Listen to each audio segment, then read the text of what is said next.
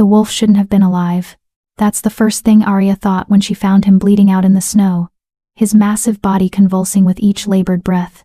His fur was black as midnight, matted with blood so dark it looked like oil against the white ground. And his eyes. God, his eyes were wrong. They glowed amber even as the light faded from them, flickering like dying embers. Everyone in the mountain villages knew about the beast in the northern woods. The rogue wolf that killed without mercy. The monster that even the pack hunters wouldn't track. Mothers used his legend to scare children into obedience.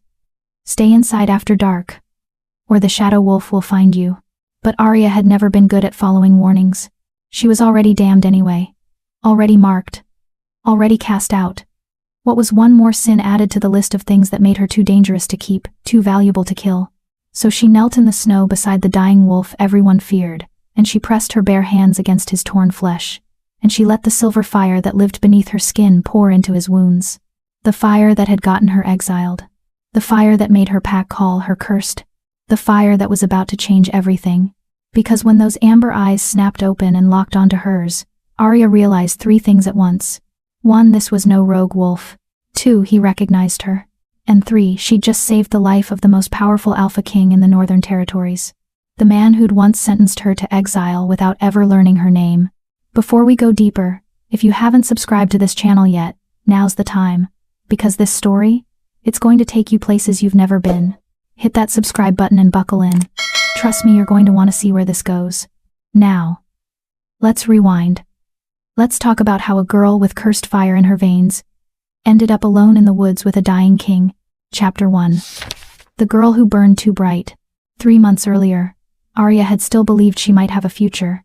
3 months earlier, she'd stood in the center of the Crescent Moon Pack's gathering circle, surrounded by wolves who'd known her since she was a child, and she'd tried to prove she wasn't dangerous. She'd failed spectacularly. The burn scars in the sacred oak tree were still smoking when they dragged her away. I didn't mean to, she'd gasped, even as silver flames licked up her arms, even as the elders backed away with fear written across their faces.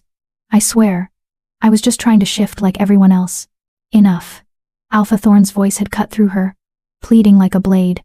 He was a hard man, weathered by decades of keeping the pack safe, and he looked at Arya like she was a bomb about to detonate.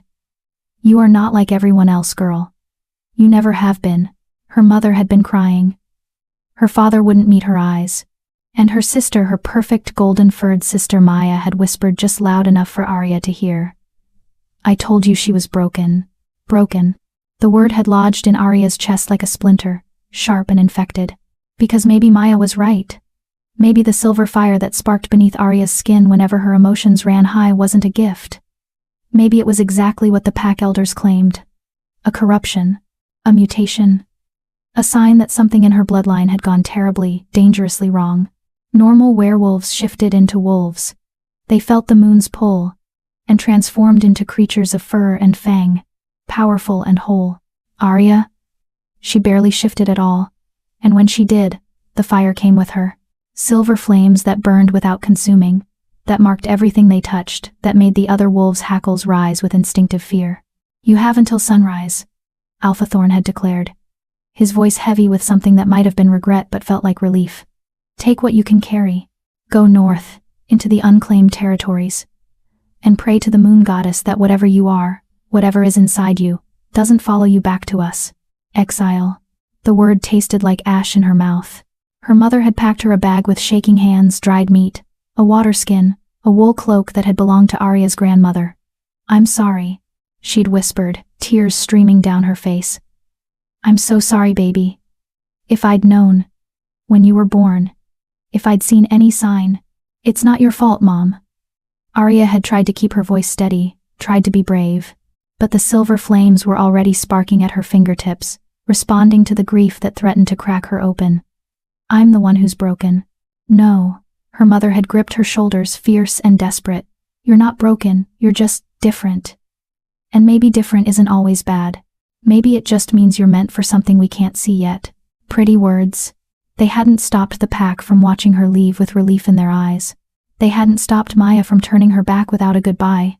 And they hadn't stopped Arya from walking into the wilderness alone, 19 years old and utterly certain she was going to die before winter ended. The unclaimed territories were called that for a reason. No pack wanted them. The land was too harsh, too wild, too close to the ancient forests where things older than wolves still lingered. The humans avoided the region entirely, spinning tales of ghosts and monsters to explain why their hunters never returned. Arya learned quickly that the stories weren't entirely wrong. There were things in those woods, things that watched her from the shadows with eyes that glowed colors that shouldn't exist. Things that howled at frequencies that made her bones ache and her silver fire rise to the surface of her skin in self-defense. But the things in the woods never attacked her. It was almost as if they recognized something in her. Something that made them pause, assess, and then retreat. Arya tried not to think too hard about what that meant. She found an abandoned trapper's cabin on her second week of exile, half-collapsed roof, walls thick with moss. But it had a stone fireplace that still worked, and a door that could be barred from the inside. It became her sanctuary, her prison, her home. She taught herself to hunt. Badly at first, then with increasing skill as hunger became a better motivator than pride. Rabbits, mostly. Sometimes a deer if she was lucky and patient. She taught herself to control the fire. Or at least, to live with it. On the coldest nights, she'd let the silver flames dance across her skin, marveling at how they warmed her without burning, how they responded to her emotions like a second heartbeat, and she taught herself to be alone. That was the hardest lesson. Wolves weren't meant for solitude. They were pack creatures, social animals who thrived on connection and hierarchy and belonging. Being cut off from the pack bond felt like losing a limb. Arya would wake in the middle of the night, gasping, reaching for a connection that wasn't there anymore. Sometimes she wondered if the isolation would kill her before the wilderness did. But then winter had come in earnest, brutal and unforgiving, and Arya had been too busy surviving to worry about loneliness. Until the night she heard the howling. It started 3 days before she found him. A sound that cut through the frozen air like a knife, raw, agonized, furious. Not the normal howl of a wolf calling to its pack. This was the sound of something being hunted. Something fighting back. Arya had barred her door and tried to ignore it. But the howling continued. Night after night, growing weaker each time, moving closer to her territory. On the third night, it stopped altogether. And that silence was somehow worse than the screaming had been. Arya told herself it wasn't her problem. Whatever was out there, whatever was dying in the woods, it had nothing to do with her. She was exiled. Alone. The last thing she needed was to get involved in someone else's nightmare. But her grandmother's voice echoed in her memory, soft and sad. The gift of healing is also a curse, little flame, because once you know someone is suffering, you can't unknow it. And if you have the power to help and choose not to, that choice will haunt you forever. Her grandmother had been a healer, one of the best the Crescent Moon Pack had ever known. She'd also been the only one who hadn't looked at Arya's silver fire with fear. She'd looked at it with recognition. You have her eyes, her mother had said once, when Arya was small. My mother's eyes. I'd hoped, I'd prayed you wouldn't inherit anything else. Arya hadn't understood then. She understood now. So when dawn broke on the fourth day, Arya strapped on her grandmother's hunting knife, wrapped herself in her warmest furs, and went looking for the source of the howling. She found the blood trail first. Dark spatters against white snow, leading deeper into the forest. Too much blood. Whatever had left this trail should have been dead already. Arya followed it anyway. The forest grew darker as she walked, the trees pressing closer together, their branches forming a canopy so thick that barely any light filtered through. The air felt wrong here, charged, like the moment before lightning strikes. And then she saw him. The wolf lay in a small clearing, his body partially hidden beneath a fallen tree. Massive, easily twice the size of any wolf Arya had ever seen. His fur was pure black, unmarked except for the blood that soaked it. And he was shaking, his entire body racked with tremors that spoke of fever and infection and approaching death. Arya's breath caught. She should have run. Should have turned around and pretended she'd never seen this. Because even dying, this wolf radiated power. Danger. The kind of predator that sat at the very top of the food chain. This was the shadow wolf. Had to be. The monster from the stories. But when Arya took a step closer, drawn by an instinct she couldn't name, the wolf's eyes opened. Amber. Bright as sunrise. Intelligent. And fixed on her with an intensity that froze her in place. Hey, Arya whispered, her voice rough from disuse. It's okay, I'm not going to hurt you. The wolf's lips pulled back, revealing teeth that could tear her apart. but the growl that rumbled from his chest was weak, fading. He was dying. Right here in front of her. This magnificent, terrifying creature was bleeding out in the snow. And Arya was probably the only living soul for miles who could do anything about it. Her grandmother's voice again. If you have the power to help and choose not to. Damn it, Arya breathed. She knelt beside the wolf, ignoring every survival instinct screaming at her to run. Up close, she could see the extent of his injuries, deep gashes across his ribs, a nasty wound on his hind leg, and something worse. Something that made her silver fire rise instinctively to the surface of her skin. Poison. She could smell it in his blood, acrid and wrong. Someone hadn't just tried to kill this wolf. They'd tried to make sure he stayed dead. This is going to hurt, Arya warned, though she doubted he could understand her. And you're probably going to try to bite me. But if you want to live, you need to trust me. Just for a minute. Can you do that? The amber eyes narrowed, assessed her. And then impossibly, the wolf went still, stopped fighting, like he'd made a decision, like he was choosing to trust her. Arya didn't let herself think about how strange that was. She pressed her hands against his largest wound and let go of the iron control she'd maintained over her fire for 3 months. Silver flames erupted from her palms, pouring into the wolf's body, not burning, healing. Seeking out the poison, the infection, the torn flesh and shattered bone. Arya felt her power surge through him like a river finding its course, hot and bright and terrifyingly strong. The wolf's body went rigid. A howl tore from his throat, pain and shock and something else. Something that sounded almost like recognition. Arya held on, even as her own strength began to waver.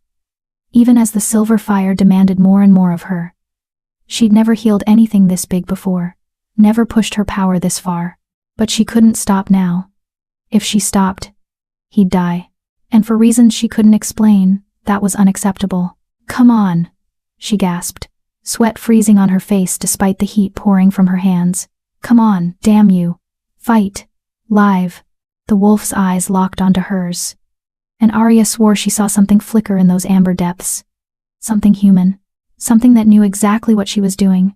The healing fire surged one last time, white-hot and absolute. Arya felt the poison break apart, felt the wounds knit together, felt life flood back into the massive body beneath her hands. And then the fire consumed everything she had left, and the world went dark. When Arya woke, she was staring up at an unfamiliar ceiling. No, not a ceiling. Canvas. A tent. She bolted upright, her heart hammering, silver fire already sparking at her fingertips in self-defense. Where was she? How had she gotten here? The last thing she remembered was the wolf. Arya spun around, searching for the massive black wolf she'd healed, and found something that made her blood run cold. A man. He sat in the corner of the tent, perfectly still, watching her with eyes that glowed amber even in the dim light. He was beautiful in the way dangerous things are beautiful, all sharp edges and controlled power. Dark hair that fell past his shoulders, features that could have been carved from stone, and a body that radiated strength even at rest. He wore simple black clothing that looked expensive, and there were silver rings on his fingers that marked him as someone important, someone powerful, someone Arya had definitely seen before. Her mind flashed back to a year ago. The annual gathering of the Northern Packs. The ceremony where the Alpha King himself had presided over territorial disputes, his presence so commanding that even the strongest alphas had bowed their heads in deference. Arya had been nobody then. Just another young wolf in the crowd, trying to stay invisible while her silver fire sparked nervously beneath her skin. But she'd seen him. Everyone had. The Alpha King Chaol Stormborn, ruler of the Northern Territories, legend made flesh. The man who'd sentenced 3 wolves to exile that day for daring to challenge his authority. The man who now sat 3 feet away from her, alive and whole and utterly terrifying. You, Arya whispered, her voice cracking. You're alive, Chaol Stormborn finished, his voice like dark honey. Thanks to you. He stood, and Arya's instincts screamed at her to run. But she was trapped between him and the tent wall. And besides, her legs felt like water. The healing had taken too much out of her. Chaol crossed the space between them in 2 strides. He moved like a predator, graceful and deadly. And when he crouched down to her level, Arya stopped breathing. What's your name? He asked. Arya's mind raced. Should she lie? Would he recognize her from the gathering? Would he remember sentencing her pack's petition for? I can hear your heartbeat, Chaol said, amusement flickering across his features. You're terrified. But you weren't afraid when you knelt beside a dying wolf in the snow. Why is that? The wolf couldn't ask me questions. Arya shot back before she could stop herself. Cale's lips curved into something that might have been a smile. True. He tilted his head, studying her with an intensity that made her feel like he could see straight through her skin. You have silver fire in your veins. I felt it when you healed me. That's rare. I'm aware. And you're alone out here. Exiled, I'm guessing, since no wolf would choose to live in the unclaimed territories unless they had no other choice. Arya's jaw tightened. Is there a point to this interrogation? Yes. Cale reached out, and before Arya could flinch away, he caught her hand. His thumb brushed across her palm, right over the spot where her silver fire burned hottest. I'm trying to figure out why the moon goddess would send a cursed, exiled little wolf to save the life of a king. I'm not cursed, Arya snapped, even though she'd said the exact same thing about herself 100 times. And I didn't save you for any grand reason. You were dying. I could help, so I did. Just like that? Just like that. Cale stared at her for a long moment. Then he laughed, a short, sharp sound that held no humor. Do you know how many wolves would have let me die? How many would have celebrated finding the great Alpha King bleeding out in the snow? Arya pulled her hand from his grip. Sounds like you have some enemies. More than I can count. Cale's expression darkened. The poison in my blood wasn't an accident. Someone on my own council tried to have me assassinated 3 days ago. They hired a pack of rogues to hunt me down, made sure I couldn't heal, and left me to die slowly. Horror crawled up Arya's spine. Your own council? Power makes people do terrible things. Cale stood, his presence filling the tent. But what's done is done. I survived. And now I need to repay the debt I owe. You don't owe me anything, Arya said quickly. The last thing she needed was to be in debt to the most powerful alpha in the north. I helped because I could. That's it. We're even. No, Cale said softly, his amber eyes burning into hers. We're not. He moved to the tent entrance, then paused. When he looked back at her, there was something in his expression that made Arya's breath catch. Something possessive. Something that felt like destiny wrapping chains around her future. What's your name? He asked again. This time, Arya couldn't find a reason not to answer. Arya, she whispered. Arya Ashbourne. Kyle's eyes widened, just slightly. Like he recognized the surname. Like it meant something. Ashbourne, he repeated, tasting the name. The bloodline that was supposed to be extinct. Arya's heart stopped. I don't know what you're talking about. But the lie was transparent, and they both knew it. Kyle smiled, then a real smile. Sharp and dangerous and hungry. Yes, you do. And that, Arya Ashbourne, changes everything. He left the tent before she could respond, his voice drifting back to her. Rest, heal. And when you're strong enough, we're going to have a very interesting conversation about who you really are. Arya sat frozen, her mind spinning, her silver fire crackling beneath her skin in response to the fear and confusion. And something else, something that felt dangerously like hope. She'd saved the Alpha King. And somehow, in doing so, she'd just set something in motion that she couldn't take back. The girl who'd been exiled for being too dangerous had just caught the attention of the most dangerous wolf alive. Gods help her. This was only the beginning. Chapter 2. When darkness wears a crown. Arya didn't sleep. How could she, when every time she closed her eyes, she saw those amber eyes staring at her like she was a puzzle he intended to solve? When her mind kept circling back to that one word Ashbourne, and the way Cale had said it like he was unearthing a grave. She lay on the bedroll someone had provided, wrapped in furs that smelled like pine and smoke and something distinctly male, and tried to make sense of what had just happened to her carefully constructed exile. The tent was warm despite the winter cold outside. Too warm. There had to be a heating source she couldn't see, some kind of magic woven into the fabric itself, which meant this wasn't just any camp. This was wealth. Power. The kind of resources only someone like an Alpha King could command. Outside she could hear voices. Low, urgent conversations that stopped whenever footsteps passed too close to her tent. Guards, probably. Watching her, making sure she didn't run, or making sure no one got to her. The thought sent a chill down her spine that had nothing to do with temperature. Arya sat up slowly, testing her strength. The healing had drained her more than she'd expected, but she wasn't completely useless. Her silver fire hummed beneath her skin, restless and reactive. It always got like this when she was stressed, like a second heartbeat, that pulsed in time with her anxiety. She needed to leave. That much was clear. Whatever Cale Stormborn wanted with her, whatever he thought he knew about her bloodline, it couldn't be good. Men like him didn't do anything without a reason, without an angle, and Arya had spent her entire life being used by people who saw her as a tool, a weapon, a problem to be managed. She wasn't about to add an alpha king to that list. Arya stood, her legs still shaky but functional, and crept toward the tent entrance. She could make it to the tree line if she was fast enough. Once she was in the forest, she knew how to disappear. How to? I wouldn't. Arya spun around, her heart leaping into her throat.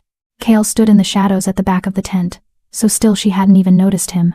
How long had he been there? How had she not sensed him? Wouldn't what? Arya asked, trying to keep her voice steady. Run. Cale stepped into the dim light, and Arya's breath caught despite herself. He'd changed clothes, still all black, but now he wore a thick winter coat lined with fur, and there were weapons strapped to his body. Knives at his hips, a sword across his back. He looked every inch the warrior king he was supposed to be. You wouldn't make it 300 yards before my guards caught you, and then I'd have to explain why I'm harboring a runaway exile, which would raise questions I'm not prepared to answer yet. I'm not your prisoner, Arya said, even though the evidence suggested otherwise. No, Cale agreed, moving closer with that predatory grace that made every instinct in her body scream danger. You're not. You're my guest. There's a difference. Guests are usually allowed to leave. Guests are usually safe. Cale stopped a few feet away, his amber eyes locked on hers. You saved my life, Arya.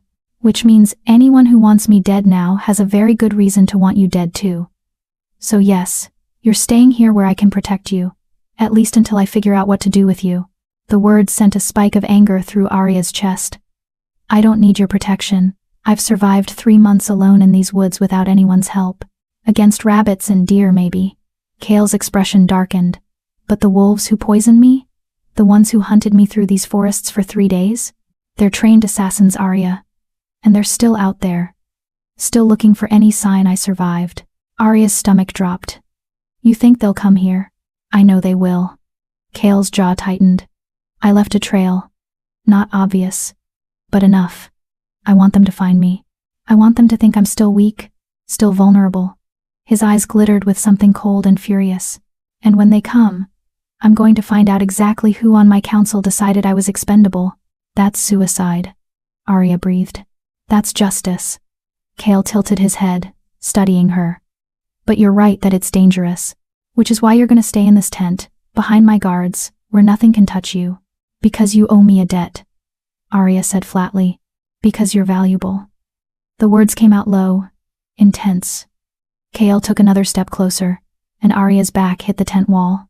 She was trapped between canvas and the most powerful predator in the Northern Territories, and her silver fire was already rising to the surface in response. That fire in your veins? The way it burned through poison that should have killed me in hours. I've never seen anything like it, never felt anything like it. He reached out slowly, giving her time to pull away. When she couldn't, his fingers brushed against her wrist, right over her pulse point. Arya gasped as silver flames erupted across her skin, crawling up her arm in response to his touch, but Cale didn't flinch, didn't pull away. Instead, his eyes widened with something that looked like wonder. You see, he murmured. Magnificent. Stop, Arya whispered, but her voice had no strength. The fire was responding to him in a way it never had to anyone else. Dancing, reaching, like it recognized him on some fundamental level, like it wanted him. Tell me about the Ashbourne bloodline, Cale said, his voice dropping to something intimate. Dangerous. Tell me why your family was supposed to be dead. I don't know what you're talking about, Arya lied, even as her heart hammered against her ribs. Yes, you do. Cale's thumb traced a circle on her wrist, right where the silver flames burned brightest. Your grandmother was a healer, one of the most powerful the Northern Territories ever produced.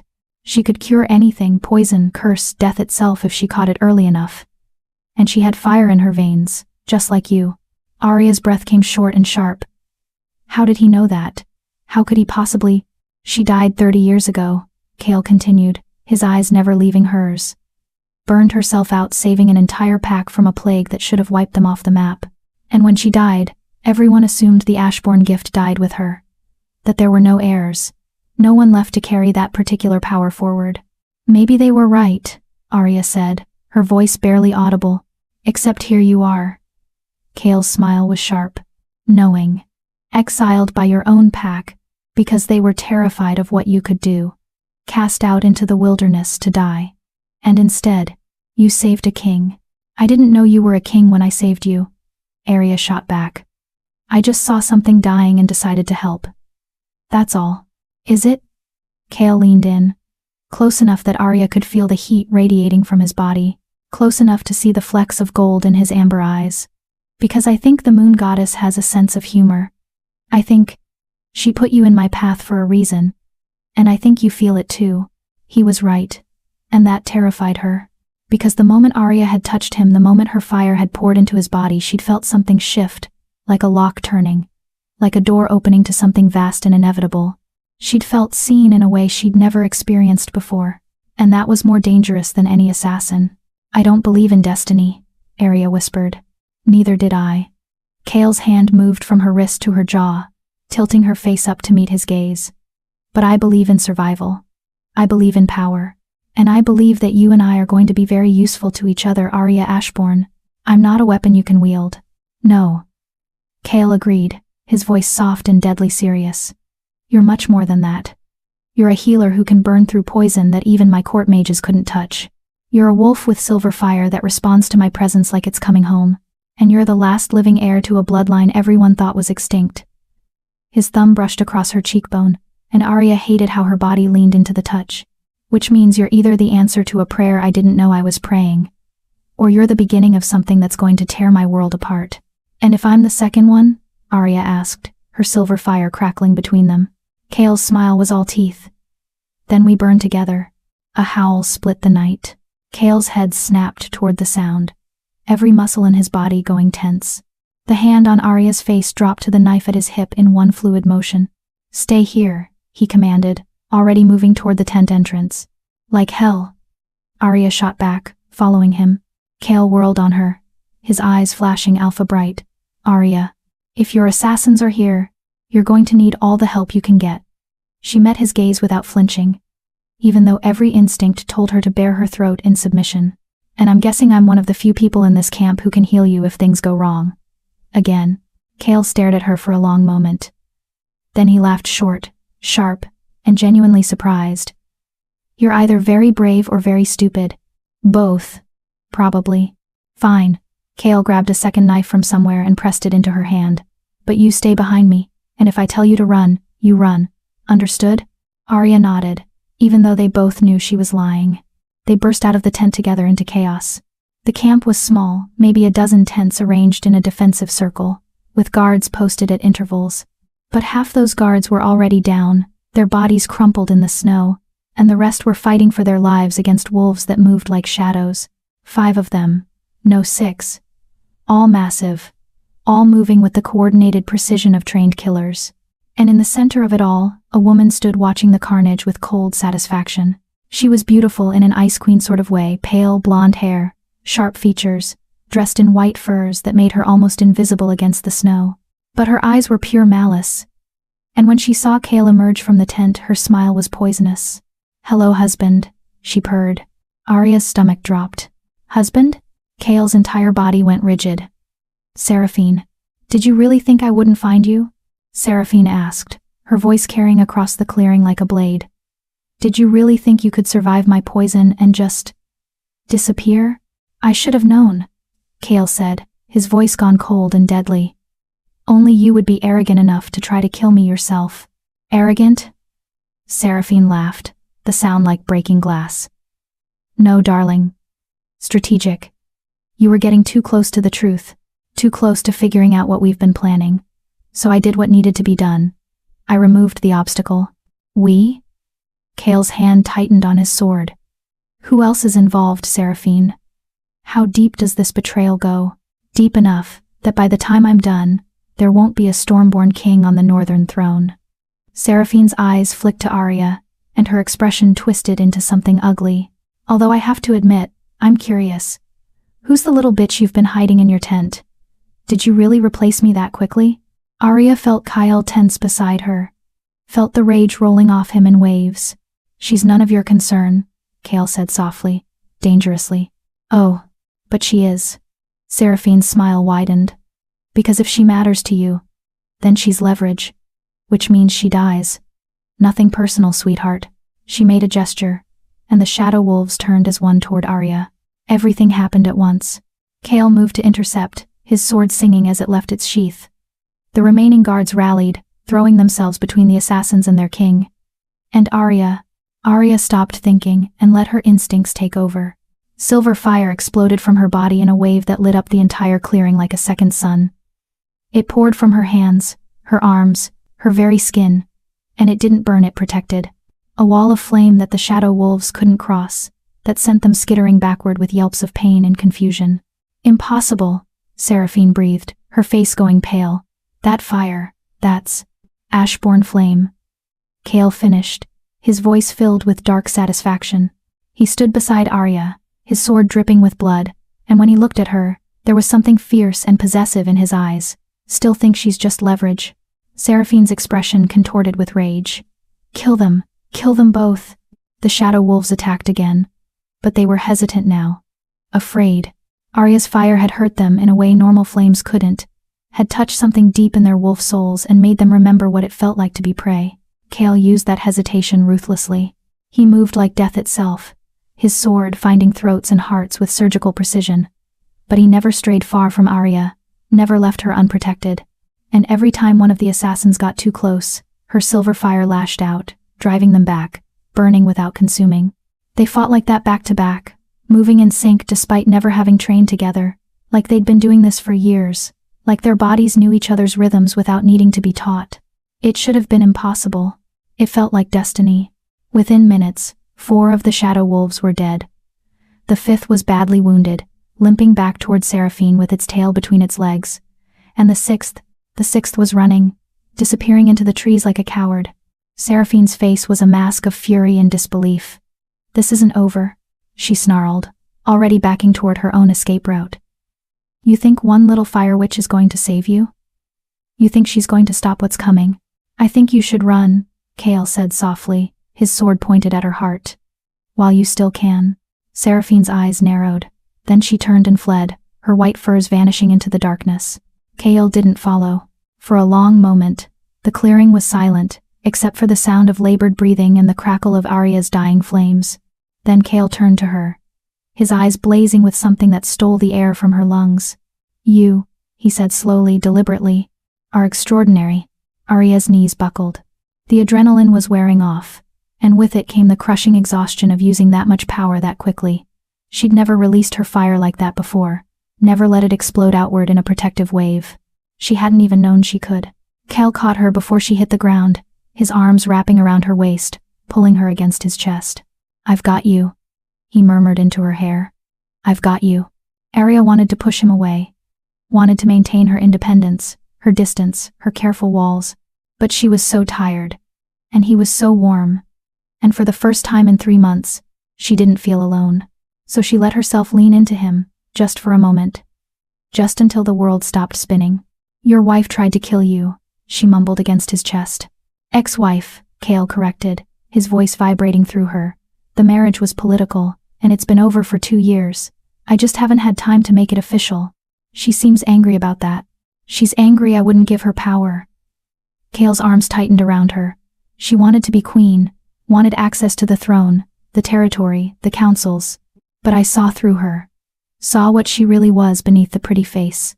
His hand came up to cradle the back of Arya's head, gentle despite the violence he'd just unleashed. I should have killed her when I had the chance. Before she could gather allies. Before she could try to take everything I've built. Why didn't you? Arya asked. Kale was quiet for a long moment. Then, because I'm not a monster, Arya. Despite what the legends say. Arya pulled back just enough to look up at him, to see the exhaustion and pain written across his features. This close, she could see the scars that decorated his skin, old wounds that told stories of battles won and lost. Could see the weight he carried in the set of his shoulders. He wasn't just a king. He was a man who'd been fighting his entire life, fighting to survive, fighting to protect what was his, fighting alone, just like her. She's going to come back, Arya said quietly. I know. Kale's jaw tightened. With more assassins. More poison. More schemes. She won't stop until one of us is dead. Then what are you going to do? Kale looked down at her, and something in his expression shifted. Softened. I'm going to fight back. I'm going to find every traitor on my council. I'm going to reclaim my throne. His hand came up to cup her face, his thumb brushing across her cheekbone. And you're going to help me? Why would I do that? Arya whispered, even though she already knew the answer. Because you're tired of hiding. Kale's voice dropped to something intimate, magnetic. Because you're tired of being told you're too dangerous, too powerful, too much. Because somewhere deep down, you want what I want. And what's that? To burn the world down and build something better in the ashes. Kale's smile was sharp and dangerous and beautiful. To stop running. To stop apologizing for existing. To claim the power that's always been yours and make everyone who ever underestimated you regret it. Arya's breath caught. Because he was right. Gods help her, he was absolutely right. She was tired of hiding. Tired of being afraid. Tired of pretending her fire was something to be ashamed of, instead of celebrated. And this man, this dangerous, complicated, infuriating king saw her. Really saw her. Not as a problem or a weapon, but as something valuable, as someone who deserved to take up space in the world. If I agree to help you, Arya said slowly, what do I get out of it? Kale's eyes glittered with triumph. Everything. Protection, purpose. A place where your power is an asset instead of a curse. He leaned in, close enough that she could feel his breath against her lips. And when this is over, when I've reclaimed my throne and destroyed everyone who dared to betray me, I'll give you a choice. Stay or go. But either way, you'll never have to hide again. It was a good offer. More than good. It was everything Arya had been too afraid to hope for. But there was a catch. There was always a catch. What aren't you telling me? She asked. Kale's smile turned rueful. You're perceptive. He pulled back slightly, his expression growing serious. The Ashbourne bloodline isn't just powerful, Arya. It's legendary. Your grandmother didn't just heal people, she could sense corruption. Could burn through curses, poisons, dark magic. She was one of the few wolves who could identify traitors just by touching them. Understanding crashed over Arya like a wave. You want me to find out who else on your council is working with Seraphine? I need you to. Kale's voice was steady, but his eyes held desperation. Because I can't trust anyone else. My guards could be compromised, my advisors could be bought, my friends could be enemies. His hand tightened on her waist. But you? You have no loyalty to anyone in my court. No reason to lie to me. And if your power works the way I think it does, you'll be able to tell me exactly who I can trust. And if I can't? Arya challenged. If my fire doesn't work that way, if I'm just a healer, and nothing more, then I'm already dead, Kale said simply. And so is everyone who depends on me, my pack, my territory, thousands of wolves who look to the Stormborn line for protection. The weight of it pressed down on Arya's shoulders like a physical thing. He was asking her to save not just him, but an entire kingdom. To step out of exile and into the heart of political intrigue and assassination plots. To stop hiding and start fighting. Every rational part of her brain screamed that this was insane. That she should run right now, disappear into the wilderness, forget she'd ever met the Alpha King. But the silver fire in her veins hummed with something that felt like recognition, like purpose. And when she looked up at Kale, really looked at him, she saw someone who understood what it meant to carry power that others feared. Someone who knew what it cost to stand alone. Someone who was offering her a chance to be more than a curse. One condition, Arya said finally. Kale's eyebrows rose. Name it. If I do this, if I help you root out traitors and save your kingdom, you help me find out the truth about my bloodline. About why my grandmother really died. About what the Ashbourne power actually is. Arya held his gaze, refusing to back down. Because I'm tired of not knowing why I am the way I am. Tired of being afraid of my own fire. And if I'm going to risk my life for you, I want answers. Kale stared at her for a long moment. Then he smiled a real smile. Warm and genuine and devastating. Deal, he said. And he held out his hand, formal and binding. Arya took it. And silver fire sparked where their skin touched. Not painful. Not dangerous. Just right. Like two pieces of a puzzle clicking into place. Welcome to the pack, Arya Ashbourne, Kale murmured. his voice low and intimate. "Try not to die before I figure out what to do with you." "Same to you, Your Majesty," Arya shot back. And despite everything, despite the danger, the uncertainty, the absolute insanity of what she'd just agreed to, Arya felt something uncurl in her chest that she hadn't felt in months. Hope. Dangerous. Foolish. Absolutely reckless hope. But hope nonetheless. The girl who'd been exiled for her fire had just made a deal with a king, and the world was about to learn what happened when two dangerous souls decided to stop running and start burning. Chapter 3. Scars that shape us. Arya couldn't sleep after the attack. They'd moved Camp Kale's orders. Too dangerous to stay where Seraphine knew they were, even with half her assassins dead in the snow. So they'd packed up in the dark, the surviving guards moving with military efficiency, and traveled 3 hours north to a cave system that Kale claimed was secure. "My father used to bring me here," he'd explained as they climbed through narrow passages lit only by torchlight. "When he wanted to teach me how to survive on my own, how to think like prey instead of predator. No one knows about these caves except the Stormborn line. And you trust me with that information?" Arya had asked. Kale had looked back at her, his amber eyes glowing in the darkness. "I trust you more than I trust most of my council, which should probably concern both of us." Now, hours later, Arya sat near the mouth of the cave system, watching dawn break over the frozen forest below. The cave was warmer than it had any right to be. Geothermal springs ran beneath the stone, Kale had said, heating the entire network. But Arya couldn't shake the chill that had settled into her bones. She kept seeing Seraphine's face. That cold, beautiful mask of hatred. Kill them both. Arya had killed before animals, for food. It was survival. But tonight she'd fought wolves. Sentient, thinking beings who'd been trying to murder her. And her fire had responded with a viciousness she hadn't known she possessed. She looked down at her hands, half expecting to see blood. But they were clean. Just pale skin and the faint silver tracery of veins that glowed when her power rose close to the surface. "Can't sleep?" Arya jumped, silver flames sparking instinctively at her fingertips before she recognized Kale's voice. He stood a few feet away, dressed in simple sleeping clothes, loose pants and a shirt that hung open at the collar. His hair was loose around his shoulders, and without all the leather and weapons, he looked younger. More human. Still dangerous, though. That never went away. "Didn't mean to startle you," Kale said, moving to sit beside her on the stone ledge, close enough that their shoulders almost touched. "Though I have to admit, watching your fire respond that quickly is impressive. Most wolves take years to develop those kinds of defensive reflexes. Most wolves can control when they shift," Arya said quietly. "I barely can. The fire does what it wants." "Does it?" Kale tilted his head, studying her profile. "Or does it do exactly what you need it to do, and you just don't trust it yet?" Arya pulled her knees up to her chest, wrapping her arms around them. "You don't understand. I've hurt people with this. My own pack, my family."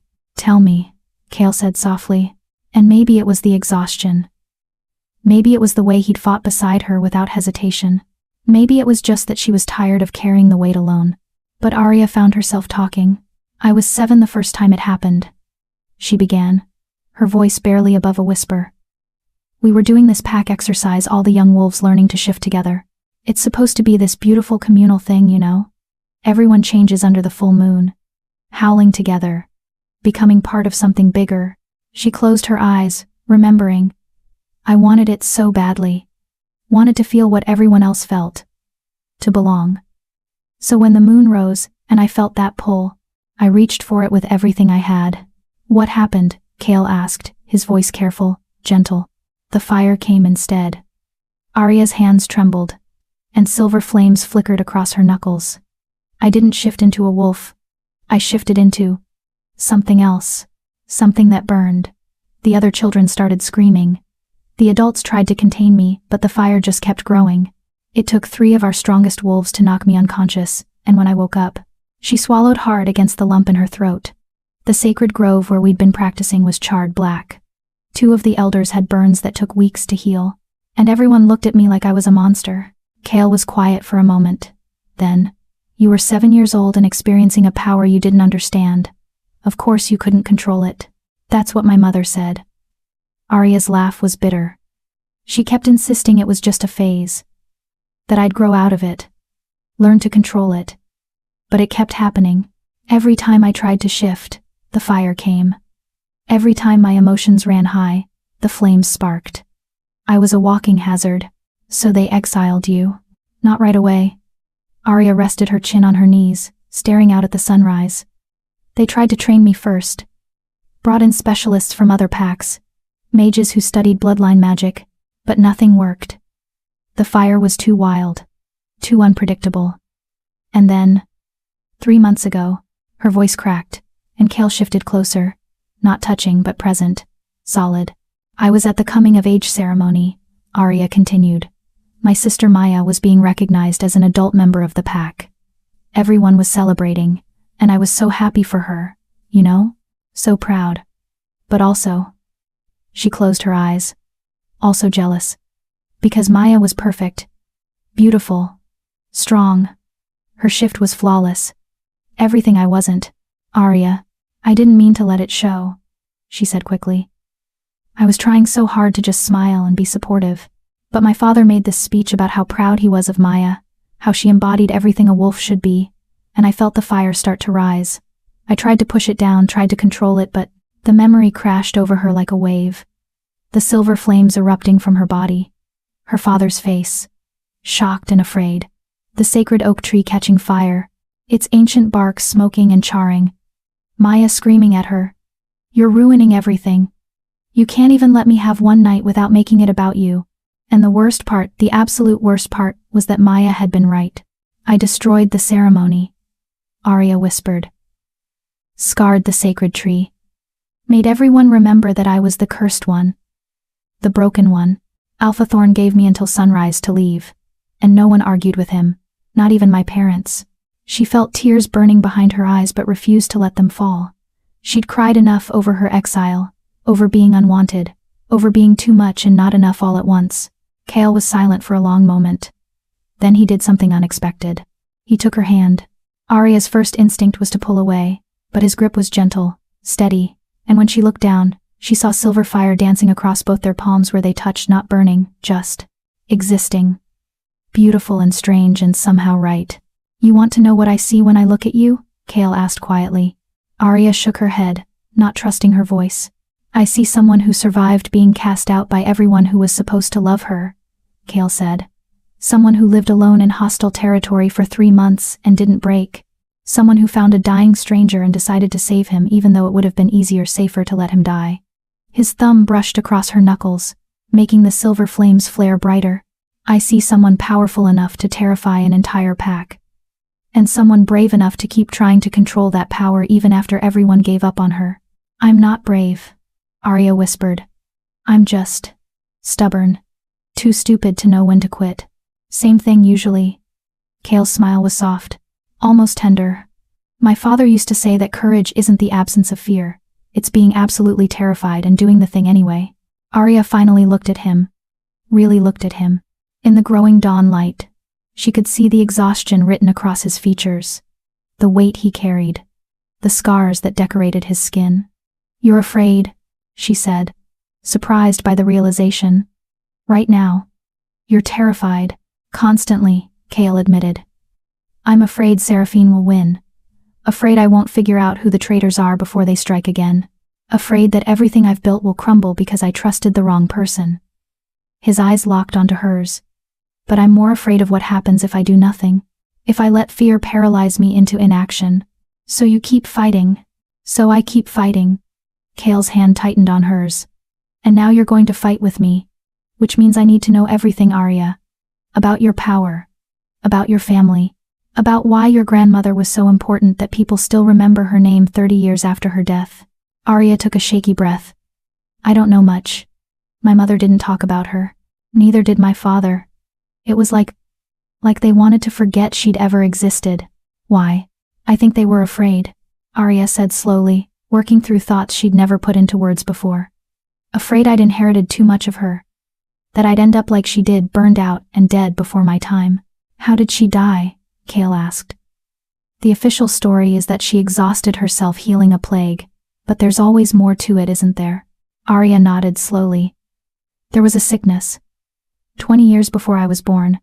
It swept through the northern territories, killing wolves faster than anyone could contain it. The packs were desperate, dying. And my grandmother. She tried to save them. She closed her eyes, remembering the stories her mother had whispered late at night, when she thought Arya was asleep. She went from pack to pack, burning the sickness out of anyone she touched. The silver fire could kill the plague. But it cost her. Every life she saved took something from her. Made her weaker. More fragile. And she kept going anyway, Kale said quietly. She kept going until there was nothing left. Arya's voice cracked. The last pack she visited, she collapsed before she could finish healing them. The fire just went out. She died in a stranger's arms, miles from home, with nothing to show for her sacrifice except a bunch of wolves who went back to their normal lives and forgot about her. Kale's jaw tightened. That's not true. I remember her. Or at least I remember the songs about her. The flame that walked, the mercy that burned. She's a legend in the Northern Territories, Arya. Children grow up hearing stories about the wolf who could burn away death itself. Children grew up hearing stories about a saint. Arya corrected bitterly. Not a woman who was so desperate to prove she wasn't a monster that she literally killed herself trying to save people who feared her. She pulled her hand from Kale's, wrapping her arms around herself. My mother told me once that my grandmother spent her whole life trying to make people see her power as a gift instead of a curse. And in the end, all she got for it was an early grave. Is that what you're afraid of? Kale asked softly. That you'll end up like her? I'm afraid I already am like her, Arya admitted. That I'll spend my whole life trying to prove I'm not dangerous, trying to control something that can't be controlled, and I'll die alone and forgotten just like she did. The words hung in the air between them, heavy and raw. Then Kale did something that shocked her. He laughed. Not mockingly. Not cruelly. But with genuine, surprised amusement. What? Arya demanded, her face flushing with anger and embarrassment. You, Kale said, still smiling. You're sitting here terrified that you'll die alone and forgotten, and you don't even realize. He reached out and cupped her face in his hands, forcing her to meet his eyes. Arya, you saved the Alpha King's life. You fought off trained assassins using power you barely understand. And now you're about to walk into the most dangerous political situation in the Northern Territories to help me root out traitors. His smile widened. Trust me, whatever else happens, you are not going to be forgotten. That's not comforting, Arya said. But she felt a reluctant smile tugging at her lips. It's not supposed to be comforting. It's supposed to be true. Kale's thumbs brushed across her cheekbones, and Arya's breath caught. Your grandmother sacrificed herself trying to save people who feared her. But you? You're going to save people who already know you're dangerous. Who've already cast you out. And you're going to do it not because you need their approval but because it's the right thing to do. How do you know that? Arya whispered. Because you saved me, Kale said simply. A stranger bleeding out in the snow. You had no reason to help. Every reason to walk away. But you knelt beside a dying wolf and poured your power into him anyway. His eyes were intense, burning into hers. That's not someone who's broken, Arya. That's someone with more courage than she knows what to do with. Arya felt something crack inside her chest. Some wall she'd built around her heart to keep the pain at bay. Because, for the first time since her exile, maybe for the first time in her entire life, someone was seeing her clearly. Not as a curse. Not as a weapon. Not as a problem to be managed.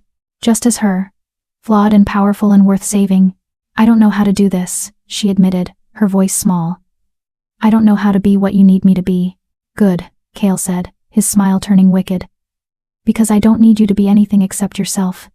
Dangerous fire and all. He leaned in slowly, giving her time to pull away. When she found herself leaning into him instead, his forehead came to rest against hers. Close enough to share breath. Close enough that she could feel the heat radiating from his body. I'm not going to let you burn out like your grandmother did, Kale murmured. I'm not going to use you up and throw you away. That's a promise, Arya. Whatever else happens between us, I will never ask you to sacrifice yourself for my kingdom. Even if it means losing? Arya asked. Even then. Kale's hands slid down to her shoulders, steadying her, anchoring her. Because some things are more important than winning. Like making sure the people who fight beside you actually survive to see the victory. Arya closed her eyes, letting herself lean into his warmth. Just for a moment. Just until the shaking in her hands stopped. She'd been alone for so long. Isolated. Cut off from everything that made wolves feel whole. And now this man, this complicated, dangerous, infuriating king was offering her something she'd been too afraid to hope for. Connection, purpose, a reason to stop hiding. "Tell me about your father," Arya said quietly. "You said he brought you to these caves, taught you to survive." Kale was quiet for a long moment. When he spoke, his voice was rougher than before.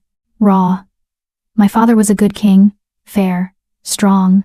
He ruled the northern territories for 40 years without a single uprising. Everyone respected him, loved him even." "But," Arya prompted, because she could hear the weight in his words. "But he was also distant."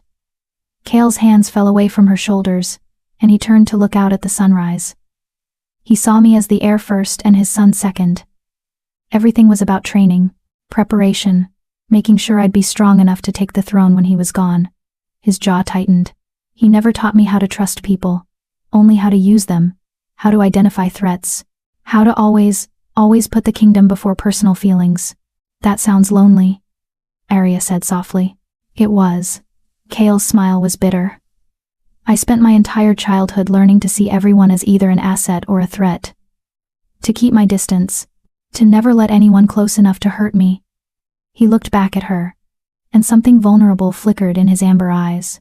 "And then my father died, and I inherited a throne I was prepared for but a kingdom I didn't understand. Because he'd taught me strategy and politics and combat, but he'd never taught me how to actually connect with the people I was supposed to lead." "Is that why you married Seraphine?" Arya asked. "Because she was an asset?" Kale's expression darkened. "I married her because I was young and stupid, and she was beautiful and ambitious. And I thought..." He cut himself off, shaking his head. "I thought I could control her. Thought I could keep her at arm's length while using her family's political connections to solidify my rule." His laugh was harsh. "Turns out she was smarter than I gave her credit for. She played the long game. Wormed her way into my council, made allies. And when she realized I'd never give her real power, she decided to take it by force. By killing you. By killing me." Kale agreed. Quick, clean, and with enough plausible deniability that she could claim it was rogues or rival packs. If she'd succeeded. He trailed off, his hands clenching into fists. If she'd succeeded, she would have taken the throne, married one of her conspirators, and ruled through him. And everything my family built over generations would have been hers. Arya watched him carefully, saw the tension in his shoulders, the barely controlled rage simmering beneath his skin. "But she didn't succeed. You survived. Because of you." Kale turned to face her fully, his eyes blazing. "Do you understand what that means, Arya? You didn't just save my life. You derailed an entire conspiracy. A coup that's probably been years in the making. And now Seraphine knows you exist, which means I'm a target," Arya finished. "I figured that part out when she ordered her assassins to kill me. It's more than that." Kale reached out and took her hand again, his grip almost desperate. "You're not just a target now. You're a symbol. The wolf who saved the king. The one who stands between Seraphine and the throne, which means every enemy I have will be coming for you too."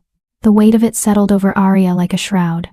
She'd thought she understood the danger, thought she'd accepted the risks when she agreed to help Kale, but hearing it laid out like this understanding that she'd just painted a target on her back that would never go away, that was different. "You could still run," Kale said quietly, as if reading her thoughts. "I'd understand. You didn't ask for any of this. Didn't ask to be dragged into a war between people you don't even know. If you want to disappear back into the wilderness, I won't stop you." Arya looked down at their joined hands, at the silver fire that danced across their palms, beautiful and terrible and undeniable. She thought about her grandmother, about how she'd spent her whole life trying to prove she wasn't a monster, how she'd died alone and exhausted, with nothing to show for her sacrifice except songs that no one sang anymore. She thought about her own exile, about 3 months of isolation and loneliness and being so careful not to let her fire show, because she was terrified of what would happen if anyone saw. And she thought about last night, about fighting beside Kale, with her power fully unleashed, about how it had felt to stop hiding, to stop apologizing for existing, to let herself be dangerous and not feel ashamed of it. "I'm not running," Arya said firmly. She looked up at Kale, meeting his amber eyes without flinching. "You were right before. I'm tired of hiding, tired of being afraid of what I can do. And if helping you means I get to stop running, means I get to figure out what my power actually is." She squeezed his hand, feeling the silver flames pulse between them. Then I'm in. All the way. Cale stared at her for a long moment. Then his smile broke across his face like sunrise, fierce and wild and absolutely devastating. Then we better start planning, he said. Because Seraphine isn't going to sit idle while we prepare. She knows I'm alive now. Knows I'm coming for her. Which means she's going to move fast to consolidate her power before I can strike. What's the first step? Arya asked. We need to get back to court, Cale said, his mind already working through strategy. I've been gone for 4 days. My advisors will be panicking. And if Seraphine has allies on my council, they'll be using my absence to spread chaos, undermine confidence. Maybe even declare me dead and call for a succession vote. Can they do that? If I'm gone long enough, yes. Cale's expression hardened. Which is why we need to make a dramatic return. Show everyone I'm not only alive, but strong enough to crush anyone who thought they could take what's mine. And me? Arya asked. What do you tell them about me? Cale's smile turned sharp, calculating. We tell them the truth. That you're a healer with rare bloodline magic who saved the king's life. That you're under my personal protection. And that anyone who threatens you answers to me. That's going to cause problems, Arya said. Good. Cale stood, pulling her up with him. Let it cause problems. Let every traitor on my council panic wondering what you can do. Let Seraphine lose sleep trying to figure out how to deal with you. Because the more chaos we create, the more mistakes they'll make. He was right. It was a good strategy. But something in Arya's gut twisted with unease. Cale, she said carefully. What happens if I can't do what you need me to do? If my power doesn't work the way you think it does? If I can't identify the traitors? Cale turned back to her, his expression softening slightly. Then we figure it out together. But Arya? He reached up and tucked a strand of hair behind her ear, the gesture unexpectedly gentle. I have faith in you. Even if you don't have faith in yourself. Arya's throat tightened. Why? Because I've seen what you can do when you stop trying to control your power and just trust it. Cale's hand lingered on her cheek. Last night, when those assassins came for us, you didn't think, you didn't plan, you just reacted, and your fire knew exactly what to do. It hurt them, Arya whispered. I felt it. The way the flames touched something deep inside them. Something that made them afraid. Exactly. Cale's eyes gleamed with fierce satisfaction. Your fire doesn't just burn, Arya. It touches the soul, sees past the flesh to what's underneath, and if it can make enemies afraid. He leaned in close, his voice dropping to something intimate and dangerous. Imagine what it could do to liars. Understanding dawned cold and bright. You think my fire can sense corruption, Arya said slowly. Not just poison in the blood, but lies, betrayal, hidden intentions. I think your grandmother could, Cale said. And I think you inherited more from her than just pretty silver flames. His smile was sharp, which is why every traitor in my court is about to have a very bad day. Arya should have been terrified. Should have been overwhelmed by the responsibility he was placing on her shoulders. But instead, she felt something wild and fierce unfurl in her chest. Something that had been sleeping since her exile. Since the moment her pack had looked at her with fear and sent her away. Her power wasn't a curse. It was a weapon. One that could cut through lies and pretense and political scheming to find the truth beneath. And she was about to learn how to wield it. When do we leave? Arya asked. Cale's smile was triumphant. At nightfall. We'll travel under cover of darkness. Arrive at court by dawn. And then, his eyes glittered with something cold and dangerous. Then we see who's still loyal. And who needs to burn. Arya nodded, her silver fire already rising in response to the promise of action, of purpose. She was done hiding, done running, done apologizing for the power that lived beneath her skin. The girl who'd been exiled for her fire was about to walk into the Alpha King's court. And gods help anyone who got in her way. Chapter 4, Silver Flames and Ancient Prophecies. They found the shrine by accident. Or at least, that's what Arya told herself as she and Cale made their way through the cave system, preparing for the journey back to court. But the truth was stranger than accident. More unsettling. The silver fire had pulled her here. This passage wasn't on the map, Cale said, frowning at the narrow tunnel that had appeared where solid rock should have been. His torch cast dancing shadows on walls that seemed to shift and breathe. I've been coming to these caves since I was a child. This shouldn't exist. Maybe you missed it, Arya offered, but her voice lacked conviction. Because she could feel it now. a thrumming beneath her skin that matched the pulse of her fire. Like something deep in the earth was calling to her, recognizing her, welcoming her home.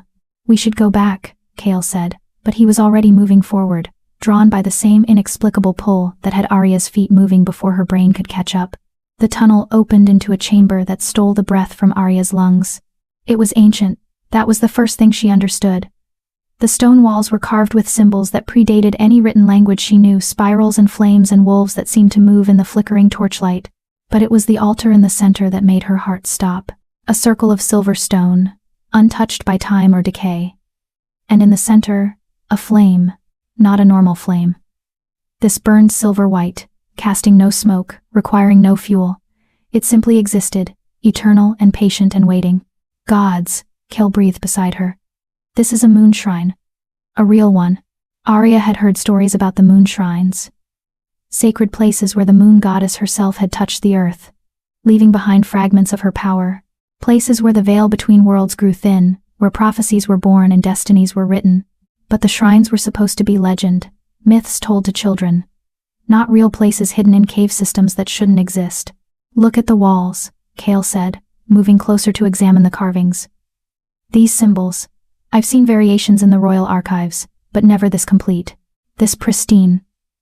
His fingers traced a spiral that seemed to pulse with faint light. "It's a prophecy. Or a history. Maybe both."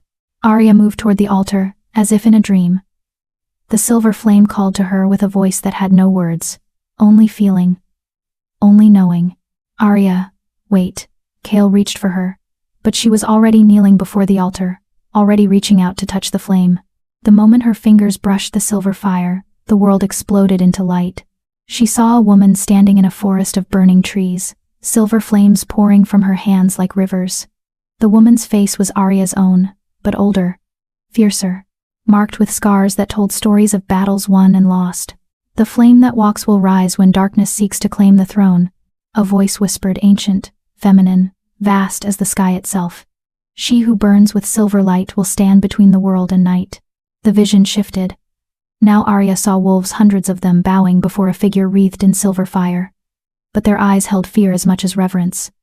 And behind the figure, shadows gathered. Waiting. Hungry.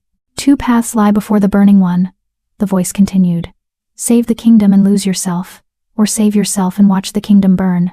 Choose wisely, daughter of ash and flame, for the choice you make will echo through eternity." The vision shattered like glass, and Arya saw one final image. A crown of silver fire, beautiful and terrible, hovering above her head, waiting to be claimed, waiting to consume her. Arya gasped as she was thrown back from the altar, her body hitting the stone floor hard enough to knock the air from her lungs. Strong hands caught her before her head could crack against the ground. "Arya!" Kale's face swam into focus above her, his amber eyes wide with concern and something else. Something like awe. "What happened?" "Your eyes, they were glowing, pure silver. And the flame." He gestured to the altar, and Arya's stomach dropped. The eternal flame had grown. It now blazed twice as high, and symbols were appearing in the air around it, written in fire, hanging suspended like stars. Ancient words in a language that should have been dead. But Arya could read them. "She who was cast out will return crowned in silver," she whispered, translating without understanding how she knew the words. "She who was called cursed will be called salvation. She who burned alone will set the world aflame." "It's about you," Kale said, his voice hushed. Reverent. "This prophecy. It's about you." "No."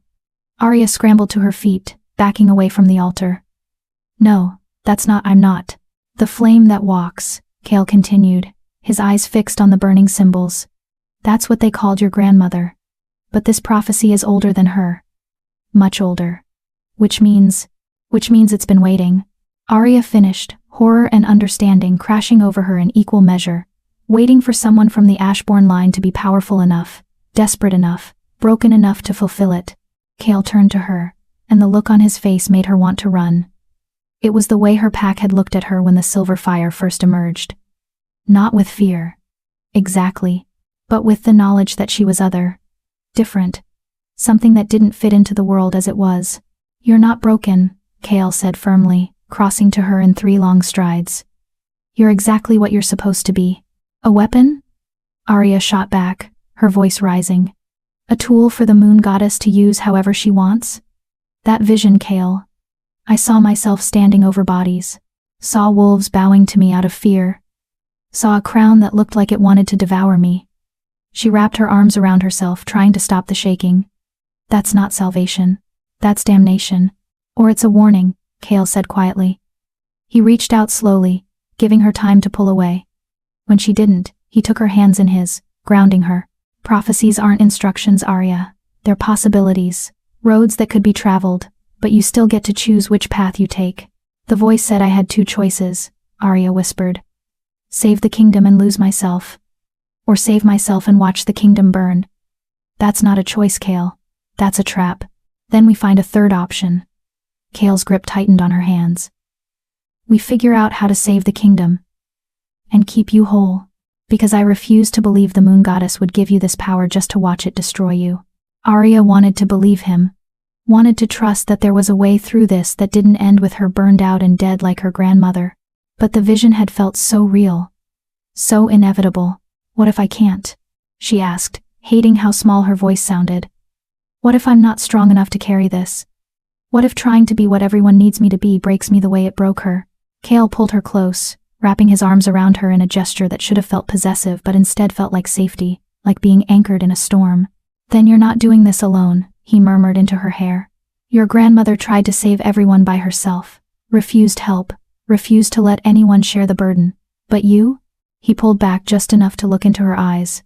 You have me. And I'm not going to let you sacrifice yourself for my kingdom. Not now. Not ever. You can't promise that, Arya said. Watch me. Kale's smile was fierce. Defiant. I'm the Alpha King of the Northern Territories.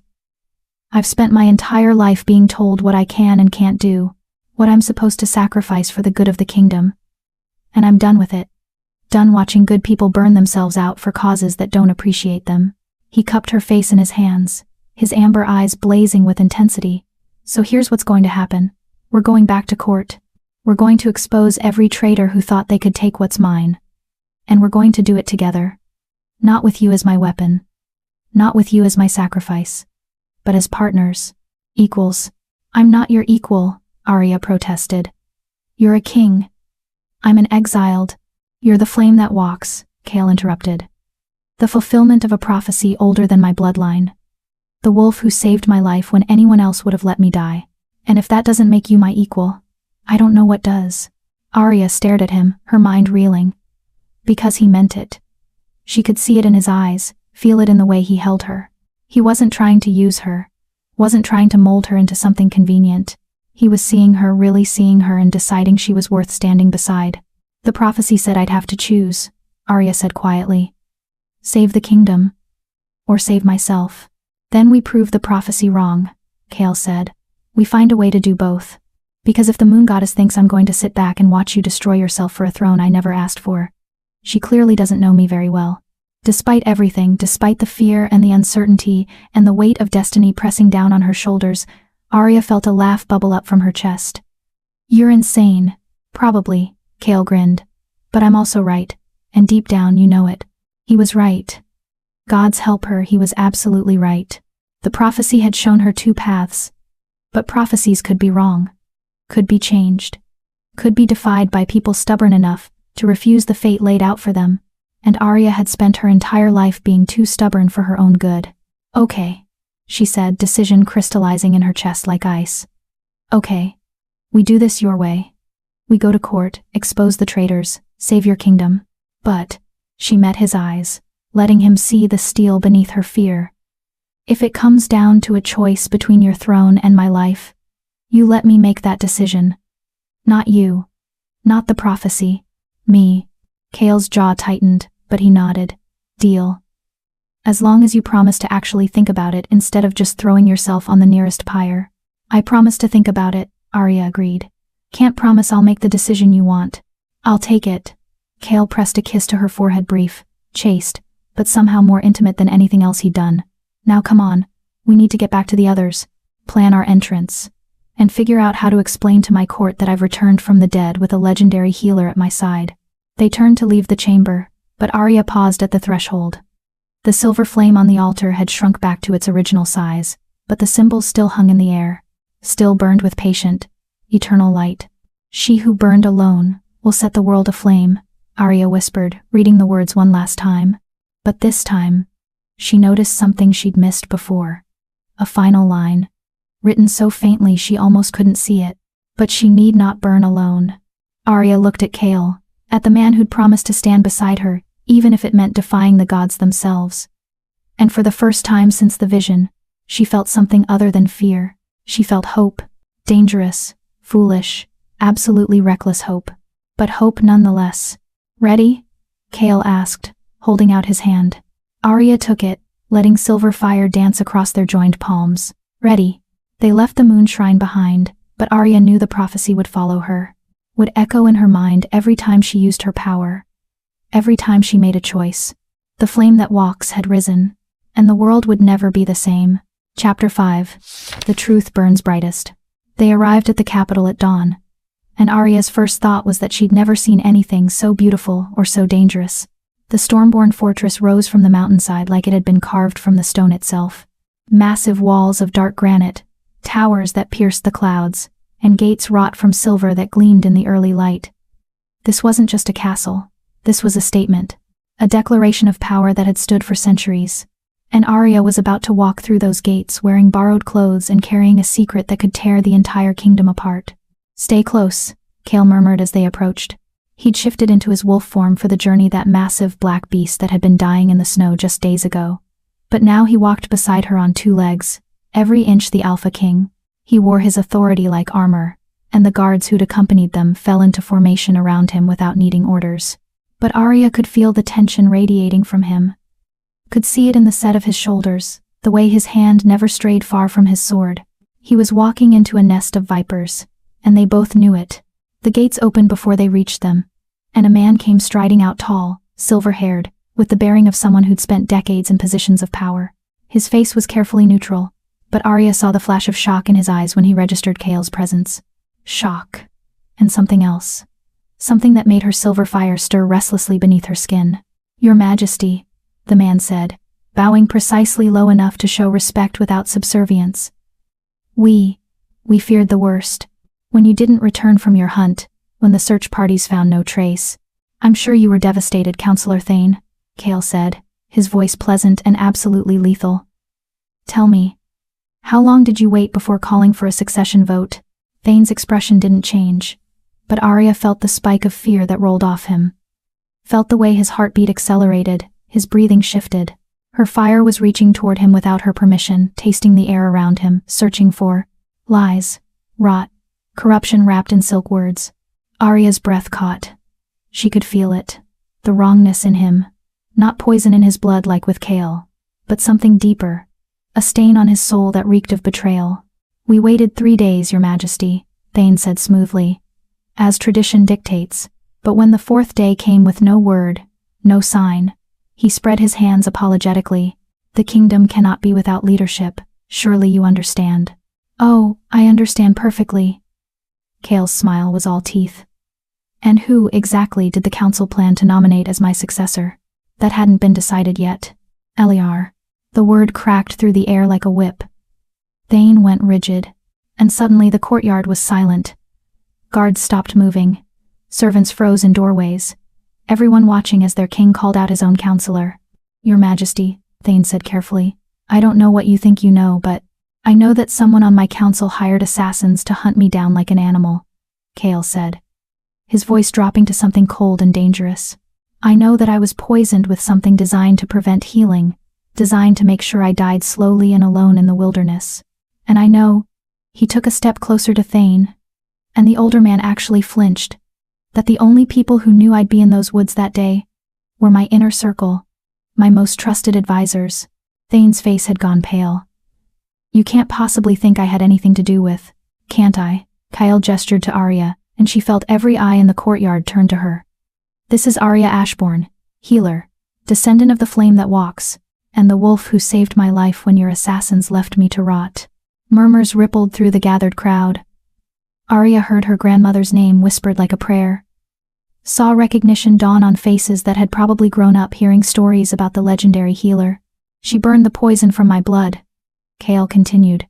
Kept me alive long enough to see who came looking to finish the job. And do you know who appeared? Thane. Do you know who led a second wave of assassins straight to where I was healing? Thane's silence was answer enough. My wife, Kale said, venom dripping from the word. Or rather my ex-wife, Seraphine, the woman you vouched for when I questioned her loyalty. The woman whose family you insisted would be valuable allies. The woman who is currently plotting to take my throne. Your Majesty. I swear I had no knowledge. Touch him, Kale said, turning to Arya. Use your fire. See if he's telling the truth. Arya's heart hammered against her ribs. This was it. The moment where she either proved her power was real or exposed herself as a fraud. In front of dozens of witnesses. In front of the entire court. Kale, she whispered. I don't know if I can. Yes, you do. His amber eyes locked onto hers, steady and certain. Trust your fire, Arya. Let it show you what he's hiding. Arya took a shaking breath and stepped toward Thane. The older man held his ground, but she could smell his fear now, could feel it rolling off him in waves. This is absurd, Thane said, his voice tight. You can't seriously believe some exiled wolf with delusions of grandeur can. Arya pressed her hand against his chest. Silver fire erupted from her palm. But it didn't burn. Instead, it surged, flowing into Thane's body like liquid light, seeking out the truth buried beneath layers of carefully constructed lies. And what she found made her stomach turn. Meetings in shadows. Gold-changing hands. A woman's voice, promising power, promising position, promising everything he'd ever wanted if he just helped remove one small obstacle. One stubborn king who refused to see reason. Seraphine's voice. Seraphine's promises. Seraphine's poison. He knew. Arya gasped, jerking her hand back. He knew about the assassination. He's the one who told Seraphine where you'd be. When you'd be vulnerable. She looked at Kale, horror and fury warring in her chest. He was supposed to deliver your corpse to her. Proof of death. That was his payment for a seat on her new council. The courtyard erupted. Guards surged forward. Thane tried to run but was caught before he made it 3 steps. And through it all, Kale stood perfectly still, his expression carved from stone. Seize him, Kale said quietly. Take him to the dungeons. And send word to every counselor. We're having an emergency session. Within the hour. Your Majesty. Thane struggled against the guards holding him. Please. You have to understand, she offered me. She offered you nothing but lies. Kale cut him off. And you were stupid enough to believe them. Guards, if he speaks again, gag him. They dragged Thane away, still protesting, still trying to explain. Arya watched him go and felt sick. Because he wasn't the only one. She'd felt it when her fire had touched him. Felt the connections spreading out from him like a spider's web. There were others. More traitors embedded in Kale's court. And they were all connected to Seraphine. How many? Kale asked quietly, appearing at her side. I don't know, Arya admitted. But it's not just him. There's a network. People he reported to. People who reported to him. It's like, she struggled to find the words, like a rot that's been spreading for years, invisible until you know where to look. Kale's jaw tightened. Then we look. Systematically. Starting with the council. He turned to face her fully. And the intensity in his gaze stole her breath. Can you do this, Arya? Can you touch each of them and tell me who's loyal and who needs to burn? It was exactly what he'd asked her to do. What she'd agreed to. But standing here, feeling the weight of dozens of eyes on her back, understanding that she was about to become the most hated wolf in the kingdom. They're going to despise me, she said quietly. Your court. Your people. I'm going to be the outsider who walks in and tears their world apart. Let them, Kale said fiercely. He reached out and took her hand, right there in front of everyone. Silver fire sparked between their palms, and he didn't flinch, didn't pull away. Let them hate you. Let them fear you. Because at the end of this, when the traitors are exposed and the kingdom is safe, they'll understand that you saved them, even if they never thank you for it. Arya wanted to believe him. But she'd been hated before, been feared before. It never ended well. Still, she'd made a promise. And she'd never been good at backing down from a fight. Okay, she said. Let's do this. The council chamber was chaos. 15 advisors all talking over each other, all demanding answers. Where had the king been? Why was he making wild accusations? Who was this girl he'd brought back from the wilderness? Arya stood beside Chaol's throne, trying to ignore the hostile stares, trying to center herself. The silver fire hummed beneath her skin, restless and eager, like it had been waiting for this moment, for permission to see. Enough. Chaol's voice cut through the noise like a blade. You want answers? Here's your answer. Someone in this room hired assassins to kill me. Someone in this room has been conspiring with Seraphine to stage a coup. And before this session ends, I'm going to know exactly who. This is ridiculous, a woman said, sharp-featured. Expensive clothes, radiating arrogance. You disappear for 4 days, come back with some wild story about assassination attempts, and expect us to believe. Counselor Vera, Chaol interrupted. Step forward. The woman went still. Excuse me? Step forward. Let Arya touch you. If you have nothing to hide, you have nothing to fear. I'm not letting some filthy exile put her hands on me. Vera spat. I don't care what bloodline she claims. I don't care what legends. Then you're guilty, Chaol said simply. Because an innocent wolf wouldn't hesitate to prove their loyalty. Vera's face flushed red. How dare you? Seize her, Chaol ordered. Guards moved, but Vera was faster. She shifted mid-stride, her clothes tearing as fur erupted across her skin. A gray wolf lunged for the nearest window, desperate to escape. She didn't make it. Arya's fire lashed out instinctively, wrapping around the wolf's legs like chains.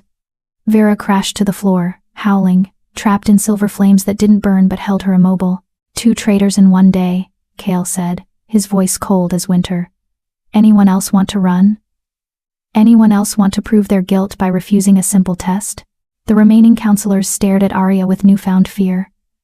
At the silver fire that wrapped around the struggling wolf. At the power they dismissed as legend made manifest. One by one, Chaol said. Every counselor, every advisor, every guard who has access to my private chambers. We're going to root out every traitor in this court if it takes all week. It took 3 hours. 3 hours of touching hands and feeling the truth beneath the surface. 3 hours of exposing lies and broken oaths and corruption that ran deeper than anyone had imagined. When it was done, 7 counselors sat in chains. 7 wolves who'd sold their loyalty for promises of power, and the remaining 8 looked at Arya like she was death incarnate. Get them out of my sight, Chaol said, exhaustion finally showing in his voice. Put them with Thane. We'll hold trials after I've had time to think. The guards dragged the traitors away. The loyal counselors filed out quietly, casting wary glances back at Arya. And finally, it was just her and Chaol alone in the massive chamber. You did it, Chaol said quietly. You actually did it. Arya looked down at her hands. They were shaking. The silver fire had dimmed, but she could still feel it crackling beneath her skin. Still feel the residue of all those lies she'd touched. All that betrayal. They hate me now, she said. The ones who are loyal. I saw it in their eyes. Fear and hatred. They'll get over it. Chaol moved to stand beside her. Or they won't. Either way, you saved my kingdom today, Arya. Exposed a conspiracy that would have torn us apart from the inside. At what cost? Arya whispered. She looked up at him, and for the first time since entering the fortress, let herself be vulnerable. I'm everything they feared I'd be. The dangerous outsider. The wolf with power that doesn't belong. Your court will never accept me now. My court, Chaol said slowly, deliberately, will accept whoever I tell them to accept. And if they can't see that you're the reason their king is still alive. His hand came up to cup her face. Then they're not as intelligent as I thought. Arya closed her eyes, leaning into his touch. She was so tired, so drained. Using her fire like that, pushing it to seek out truth in so many wolves had taken everything she had. Come on, Chaol said gently. Let me show you to your rooms. You need rest. My rooms? Arya opened her eyes. You didn't think I was going to make you sleep in the barracks with the guards, did you? Chaol smiled, soft and genuine. You're under my personal protection, Arya. Which means you get a suite in the royal wing. Right next to mine. It should have been inappropriate. Should have raised eyebrows and sparked gossip. But Arya found she was too exhausted to care. She let Chaol guide her through corridors of stone and silver, past tapestries that depicted battles and ceremonies from centuries past. And when he finally opened a door to reveal a room that was bigger than the entire cabin she'd lived in during exile, She nearly cried. Rest, Kale said. Sleep. And tomorrow, we'll figure out our next move. Together. He turned to leave, but Arya caught his hand. Thank you, she whispered. For believing in me? For not making me face them alone. Kale looked back at her, and something in his expression made her heart stutter. I told you, Arya, you don't burn alone. Not anymore. He left, closing the door softly behind him. And Arya finally let herself collapse onto the massive bed, her body aching, her mind reeling. She'd exposed 7 traitors. Proven her power was real. Secured her place at the Alpha King's side. But she'd also painted an even bigger target on her back. Because Seraphine would have heard by now. Would know that her conspirators had been discovered. That Kale had returned with a weapon she hadn't anticipated. The first clash was over. But the war had only just begun. Chapter 6, Hearts That Recognize Home. Arya didn't sleep. How could she, when every time she closed her eyes, she felt the ghosts of all those lies she'd touched? 7 counselors, each one carrying betrayal like a sickness. She'd felt it all, the greed, the ambition, the cold calculation that let them plot their king's murder without hesitation. It was in her now. Under her skin. In her blood. Like a stain she couldn't wash away. Around 3 in the morning, she gave up trying. She wrapped herself in the silk robe someone had left folded on a chair. Expensive. Soft. Nothing like the rough furs she'd worn during exile, and stepped out onto the balcony attached to her room. The view stole what little breath she had left. The fortress sat high on the mountain, overlooking forests that stretched to the horizon. In the moonlight, everything was silver and shadow, beautiful and wild. This was the kingdom she'd agreed to help save. These were the territories Kale would die protecting. And somewhere out there, Seraphine was planning her next move. Couldn't sleep either. Arya spun around, silver fire sparking instinctively at her fingertips. But it was only Kale, stepping onto his own balcony, which, she now realized, was connected to hers by a narrow walkway. Close enough to reach in seconds. Close enough to hear if she called for help. Close enough that privacy was an illusion. You put me next to you on purpose, Arya said. Guilty. Kale leaned against the railing, and the moonlight caught in his dark hair, making him look like something carved from shadow and silver. He'd changed out of his formal clothes into simple sleeping pants and a loose shirt. Barefoot. Relaxed. But his eyes were alert, watching her with that intensity that made her feel seen straight through to her soul. Can't protect you if you're on the other side of the fortress. I don't need protecting. Arya protested, even though they both knew it was a lie. No? Kale's eyebrow arched. So the fact that you exposed 7 traitors today, 7 wolves with families, allies, people who will want revenge doesn't concern you at all? Arya's jaw tightened. I did what you asked me to do. I know. Kale's expression softened. And I'm grateful. But that doesn't change the fact that you're now the most dangerous wolf in my court. Not because of what you can do, but because of what you know. He pushed off the railing and crossed the walkway to her balcony with easy grace. Every wolf who has something to hide is going to be terrified of you now, Arya. Terrified of what you'll find if you touch them. And fear makes people do stupid, violent things. So, you're keeping me close, Arya said quietly. I'm keeping you alive. Kale stopped a few feet away, giving her space but making his presence known. There's a difference. Arya turned back to the view, wrapping her arms around herself. The night air was cold, but her silver fire kept her warm. Always warm. Like she carried summer beneath her skin, even in the depths of winter. I can still feel them, she admitted after a long silence. The traitors. Their lies. It's like they left pieces of themselves behind when I touched them. Rot that won't wash off. Kale moved closer. She felt him come to stand beside her, his shoulder almost brushing hers. That's the cost of the power, isn't it? Seeing the truth means carrying the weight of it. My grandmother must have felt this every day, Arya whispered. Every wolf she healed, every corruption she burned away, she carried all of it. No wonder she exhausted herself. No wonder she couldn't stop, even when it was killing her. Her hands clenched on the railing. How did she stand it? How did she touch darkness over and over without letting it consume her? I don't know, Kale said honestly. But I know she had something you don't have yet. Arya looked at him. What? Experience. Kale's hand covered hers on the railing, warm and solid. She'd been using her power for decades. Had learned how to process what she felt. How to let it pass through her, instead of settling into her bones. His thumb brushed across her knuckles. You're trying to do in days what took her years to master. Of course it's overwhelming. What if I can't master it? Arya asked, voicing the fear that had been gnawing at her since the council session. What if I'm not strong enough? What if the power burns me out before I learn to control it? Cale was quiet for a moment. Then he turned to face her fully, his free hand coming up to tilt her chin until she had no choice but to meet his eyes. Then we slow down, he said simply. We take breaks. We find ways to ground you between uses. We make sure you're not carrying the weight alone. You can't protect me from my own power, Cale. No. But I can make sure you have reasons to keep fighting. His expression was intense, vulnerable in a way she'd never seen before. Do you know what I saw today, Arya? When you stood in that council chamber and exposed every traitor without hesitation. Arya shook her head. I saw someone who could have run, Cale said softly. Someone who could have disappeared the moment things got dangerous. But you stayed.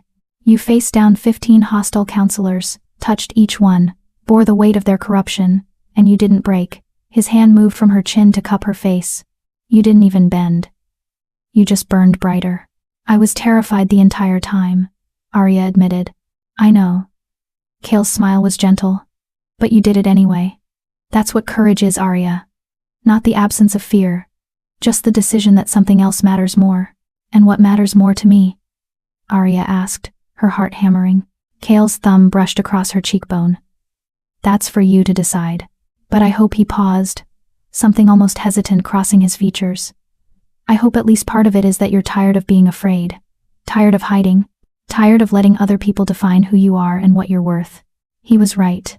Gods, he was absolutely right. Arya had spent 19 years being told she was too much. Too dangerous. Too broken to fix. And some part of her had believed it, had internalized it so deeply that even her own fire felt like a curse she needed to apologize for. But standing here with Cale, with a king who looked at her power and saw strength instead of threat, something in her chest was starting to shift.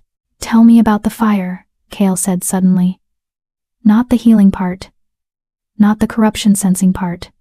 Just the fire itself. What does it feel like? No one had ever asked her that before. It feels like, Arya struggled to find words. Like a second heartbeat. A pulse of heat that lives just beneath my skin. Most of the time it's quiet. Almost dormant. But when my emotions spike, when I'm afraid or angry or she stopped, her face heating. Or, Cale prompted, a knowing smile playing at his lips. Or, when someone touches me, Arya finished quietly. Like you are now. It responds to contact. To connection. Like it's trying to reach out and understand the person I'm touching. Show me, Cale said. Arya's breath caught. What? Show me what it feels like. Cale took her hand, pressing her palm flat against his chest. Right over his heart. Let your fire touch me. Not to heal. Not to search for lies. Just touch me. Let me understand what you carry. Cale, I don't know if that's. Trust me, he said softly. The same way I'm trusting you. Arya took a shaking breath. Then, slowly, carefully, she let the silver fire rise. It poured from her palm in a gentle wave, flowing into Cale's body. Not invasive, not searching, just present, warm, like sunlight given form. And through the connection, she felt him. Not his thoughts, not his secrets, but his emotions. Raw and unfiltered. The exhaustion he hid behind authority.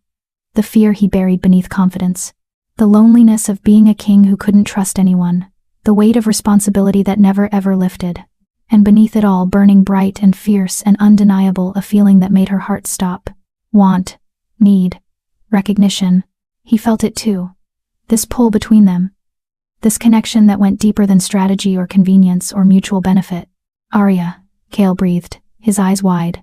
I can feel you. Not just the fire. You, your fear, your determination. Your... He trailed off, something like wonder crossing his features. Your hope. You're hoping this is real. That I'm real. That you're not going to wake up and find out it was all a dream. Arya tried to pull her hand back, suddenly vulnerable in a way that terrified her. But Cale's hand covered hers, holding it in place. Don't, he said. Don't hide from me. Not now.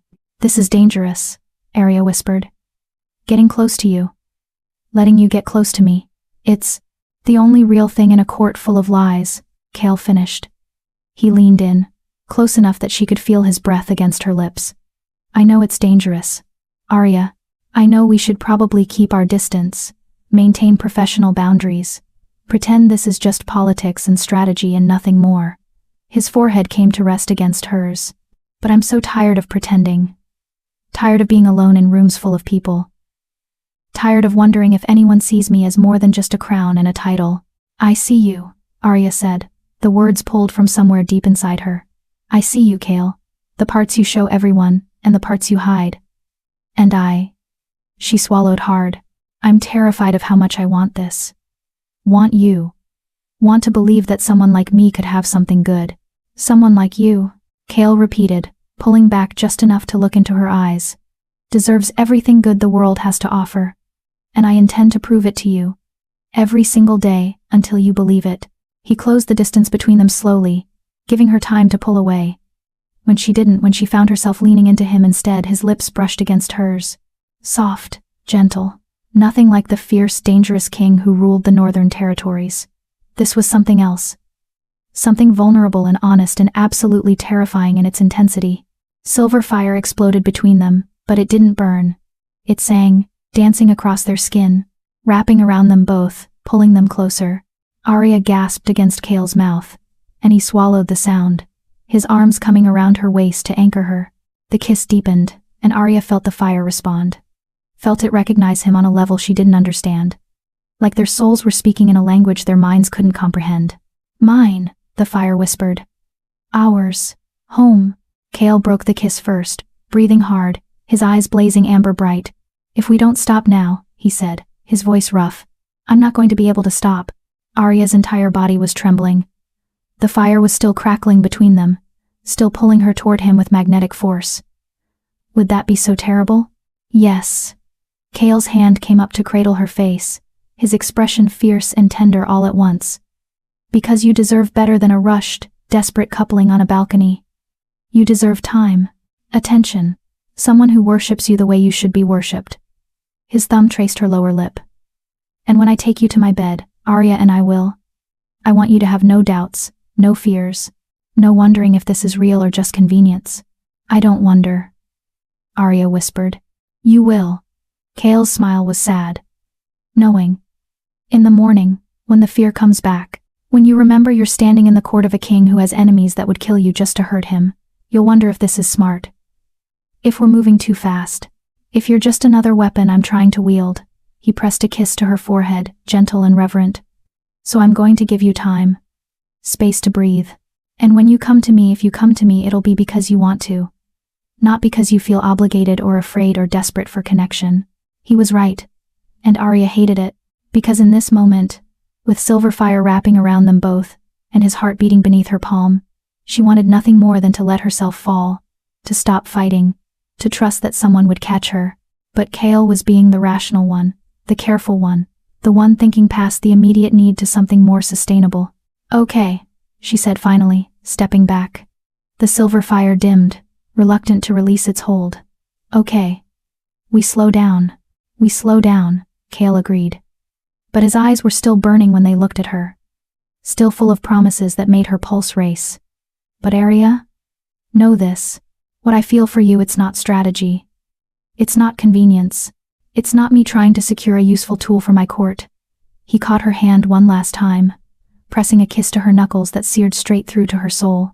It's real, and it's not going away, no matter how much time we take. Arya nodded, not trusting her voice. Cale smiled soft and private and just for her. Then he turned and walked back across the narrow bridge to his own balcony. He paused at his door, looking back. Sleep well, Arya Ashbourne, and know that I'm right here if you need me. He disappeared into his room, leaving Arya alone with the moonlight and the racing of her heart. She touched her lips, still feeling the ghost of his kiss. Still feeling the way her fire had responded to him. Mine, it whispered again. Ours. And for the first time in her life, Arya let herself believe that maybe, just maybe, she was allowed to want something for herself. Something that had nothing to do with duty or destiny or saving kingdoms. Just a man who saw her clearly and chose her anyway. The dangerous, broken, Too much girl who'd been cast out and told she'd never belong. Chosen. Wanted. Real. Chapter 7. When betrayal strikes at noon. The attack came at noon, when the sun was high and the court was gathered for the formal sentencing of the traitors. Arya stood beside Kale's throne, wearing clothes that had been sent to her room that morning, deep blue velvet that matched the stormborn colors, embroidered with silver thread that caught the light. Someone had braided her hair, woven silver chains through the strands. She looked like she belonged here, like she was part of the court, instead of an outsider barely tolerated. It was all a lie, and everyone knew it. The remaining counselors watched her with barely concealed hostility. The guards kept their distance, hands never far from their weapons. Even the servants gave her a wide berth, like her power might reach out and burn them if they got too close. Only Kale seemed unbothered. He sat on his throne with the absolute confidence of a man who'd survived assassination and come back stronger. And when he looked at Arya, just quick glances. Nothing obvious, there was warmth in his eyes that made her chest ache. Last night had been real. The kiss, the promises, the way her fire had recognized him. But daylight brought doubt, just like he'd predicted. Because standing here in the formal throne room, surrounded by wolves who hated her, Arya couldn't help wondering if she'd made a terrible mistake. Bring in the prisoners, Kale commanded. The 7 traitors were dragged forward in chains. Thane at the front, his expensive clothes torn and dirty. Vera snarling behind him, still more wolf than woman even in human form. And 5 others whose names Arya had learned yesterday, whose betrayals she'd felt like poison on her tongue. You stand accused of conspiracy, treason, and attempted murder of your king, Kale said, his voice carrying through the chamber with absolute authority. The evidence against you is irrefutable. Your guilt has been proven by fire that cannot lie. Do any of you wish to speak before I pass sentence? Yes. Thane stepped forward, his chains rattling. His eyes weren't on Kale. They were on Arya. I wish to speak about the witch you've brought into our court. The exile who claims to see truth but deals only in lies. Murmurs rippled through the gathered wolves. Arya felt her silver fire stir restlessly, responding to the accusation. Careful, Thane, Kale said softly, dangerously. You're already condemned. Don't make your final moments a demonstration of stupidity. Stupidity? Thane laughed, the sound bitter and broken. The only stupid thing I did was underestimate her. We all did. We thought she was just some cast-off from a minor pack. Some girl with delusions of grandeur. His lips pulled back in a snarl. But she's more than that, isn't she? She's a weapon. One you're wielding against anyone who dares question your rule. I'm wielding truth, Kale corrected. Something you wouldn't recognize if it bit you. Truth? Vera spat, her voice more growl than words. She touched us and decided we were guilty. No trial, no evidence. Just her word and your blind faith. How is that justice?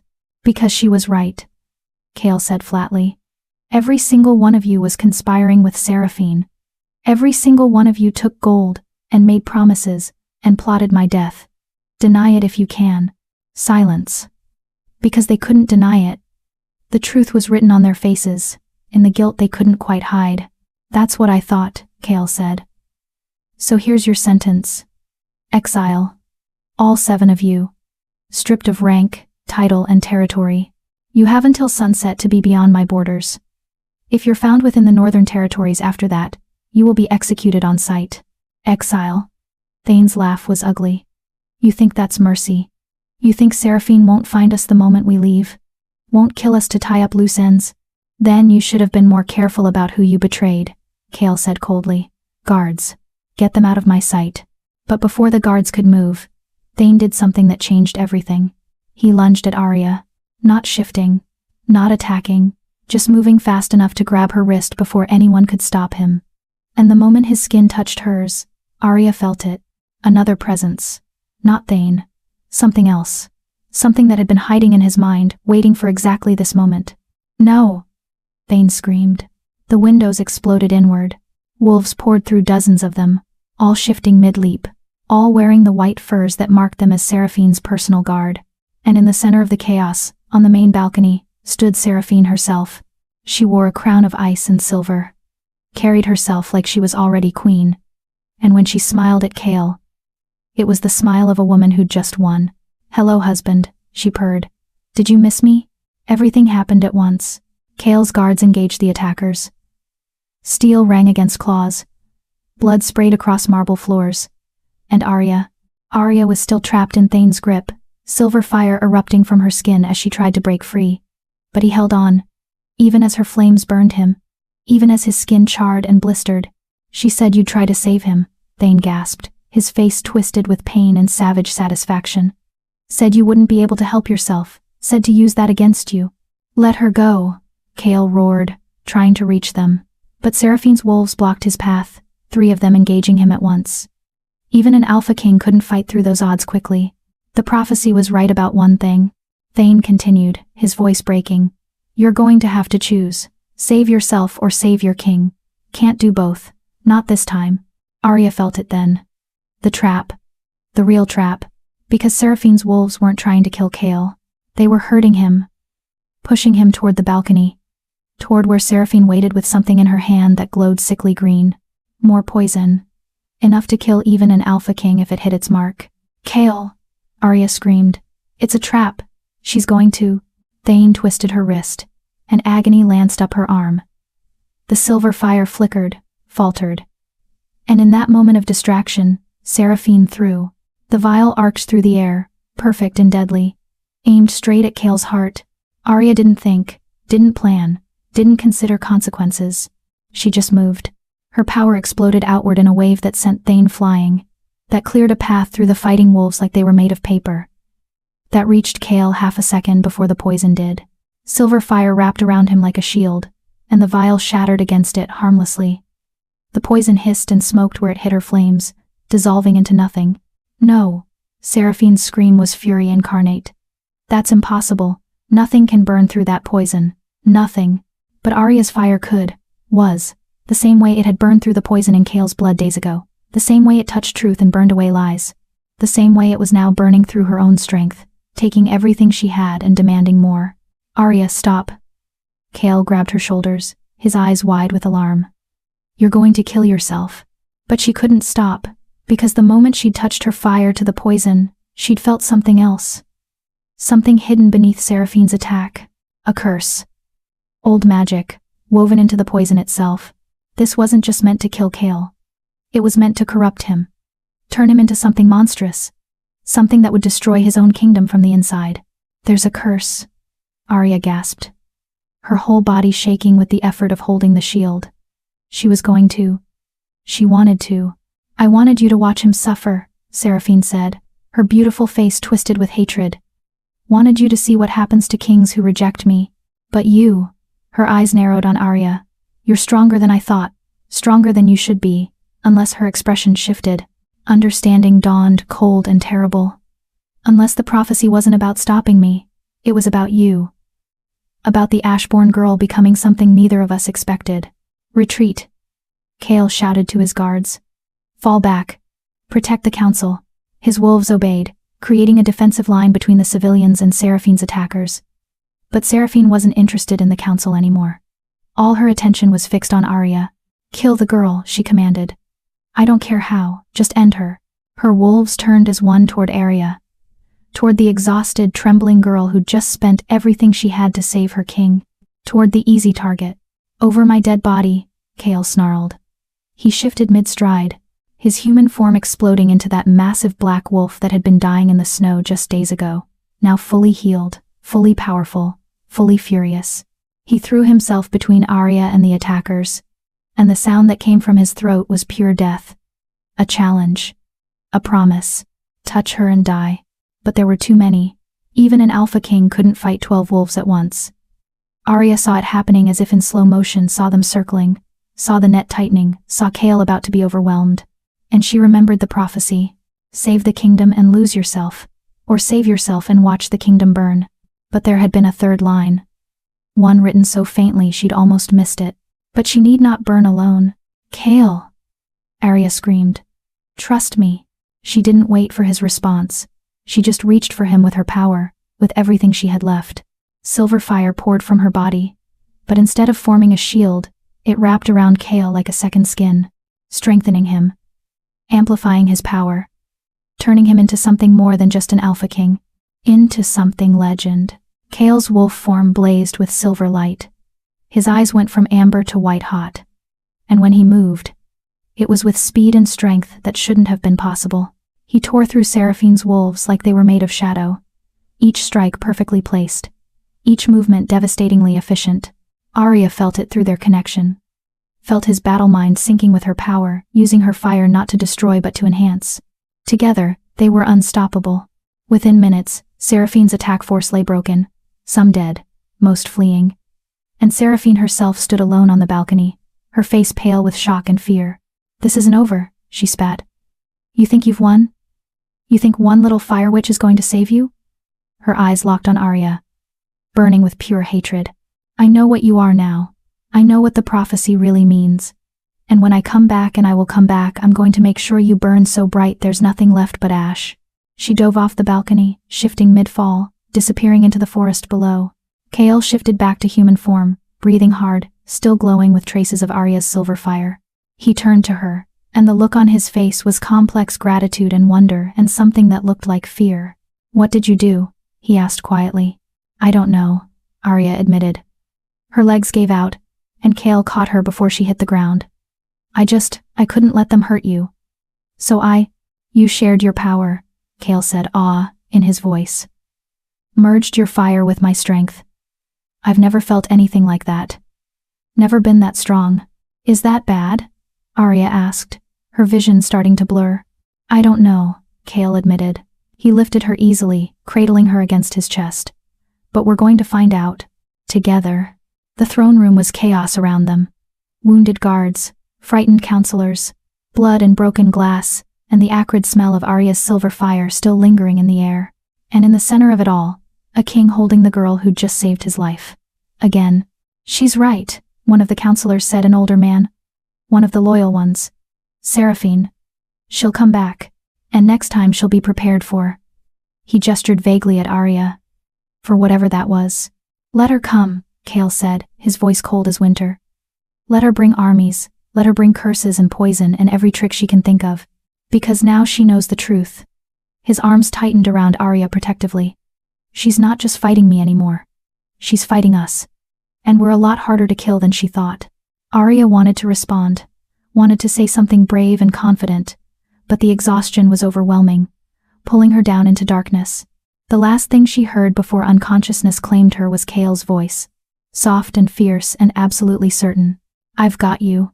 I won't let you fall. Not ever." And despite everything, despite the betrayal and the violence and the prophecy that promised only pain, Arya believed him.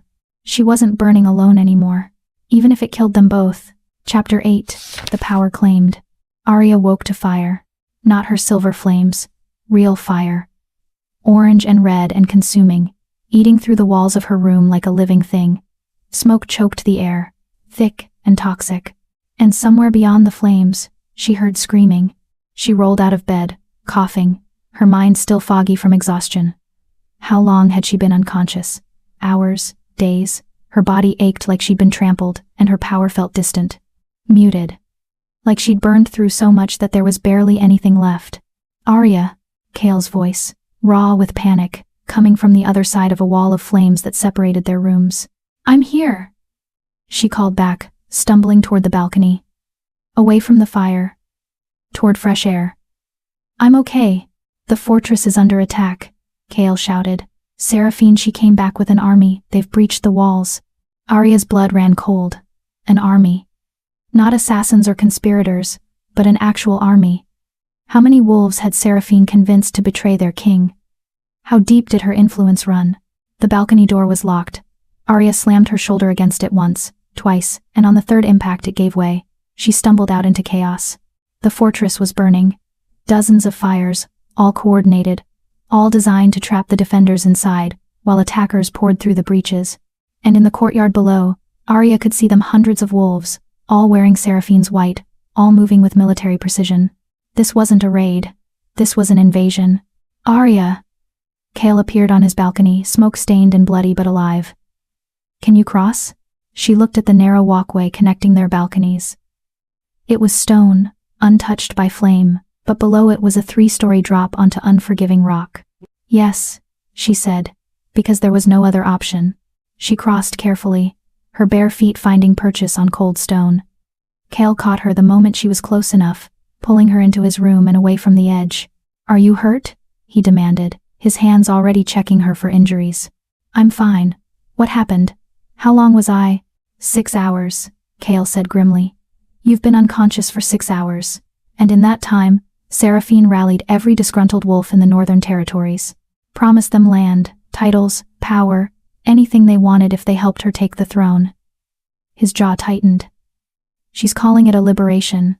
Says I'm a tyrant who executes counselors without trial and keeps a witch as my personal weapon. That's a lie, Arya said. Of course it's a lie. But it's a lie people want to believe. Kale moved to his weapons rack, strapping on knives and a sword with practiced efficiency. Half my territories have declared for her. The other half are still deciding. And the wolves who stayed loyal are currently fighting for their lives against overwhelming numbers. Arya looked out the window again. Saw Kale's guards forming defensive lines. Saw them being pushed back, step by bloody step. Saw the white-furred wolves advancing with the confidence of victory already assured. We have to get you out of here, Kale said. There's a passage in the lower levels, an escape route my father built. If we move fast. No, Arya said. Kale froze. What? I'm not running. Arya turned to face him, and despite the smoke and fear and exhaustion, her voice was steady. Not this time. Not from her. Arya, there are hundreds of them. Even with your power, we can't. Yes, we can. Arya moved to him, taking his hands in hers. Silver fire sparked weakly between their palms. But it was there. Still alive. Still fighting. The prophecy said I'd have to choose. Save the kingdom, or save myself. But we found a third way, didn't we? When we fought together.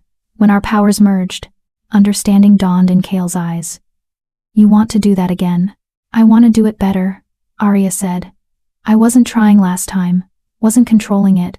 But now I know it's possible. Know that my fire can amplify your strength. Make you into something unstoppable. She squeezed his hands. Let me fight beside you, Kale. Let me be more than just the witch hiding behind your throne. You'll burn yourself out, Kale said. But there was hope in his voice now.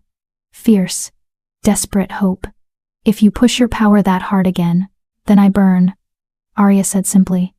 But better that than watching you fall because I was too afraid to try. Kale stared at her for a long moment. Then he pulled her close, his forehead resting against hers. You're absolutely insane. I learned from the best, Arya said. He kissed her then hard and desperate, and full of promises that might never be kept. When he pulled back, his eyes were blazing. If we're doing this, he said, we do it right. No holding back, no hesitation. We hit them with everything we have and we don't stop until either they're broken or we are. Agreed, Arya said. Then let's show them what happens when you back the flame that walks into a corner. They emerged from the fortress like vengeance incarnate. Kale in full armor, moving with the deadly grace of a king who'd spent his entire life preparing for war. And Arya beside him, wearing nothing but the silk robe she'd woken in, silver fire already crawling across her skin in anticipation. The courtyard fell silent when they appeared. Seraphine's wolves stopped advancing. Even the defenders paused, staring at the girl who glowed like a star, and the king who walked beside her without fear. Seraphine, Kale's voice boomed across the battlefield. Show yourself, or are you content to let your followers die while you hide in the shadows? For a moment, nothing. Then laughter cold and cruel echoed from the main gates. Seraphine walked through the breach, like she owned it. Still wearing that crown of ice and silver. Still beautiful and terrible and absolutely certain of her victory. Hello again, darling, she said. I see you brought your pet witch. How? Predictable. I see you brought an army of cowards. Kale shot back. Tell me. How many lies did it take to convince them to betray their king? No lies necessary, Seraphine said. I just told them the truth. That you're weak. That you let a curse-born exile manipulate you. That you executed loyal counselors based on the word of a girl who can barely control her own power. She smiled, sharp and vicious. They were eager to believe. Eager for a leader who understands strength. Then let me show you strength, Kale said. He shifted, his human form exploding into that massive black wolf. But this time, he didn't attack. He just stood there, waiting for Arya. She moved to him without hesitation, placing both hands on his fur, and this time she knew what she was doing. Silver fire poured from her body in a torrent. Not wild, not uncontrolled, purposeful, directed. She felt it flow into Kale like water finding its course, seeking out every part of him that needed strengthening. His muscles, his bones, his very essence, and she pushed.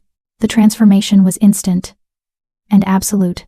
Kale's wolf form blazed with silver light so bright it hurt to look at directly. He grew larger, his already massive frame expanding until he stood taller than any wolf had a right to be. And when he moved, the ground trembled. Impossible. Seraphine breathed, her confidence cracking for the first time.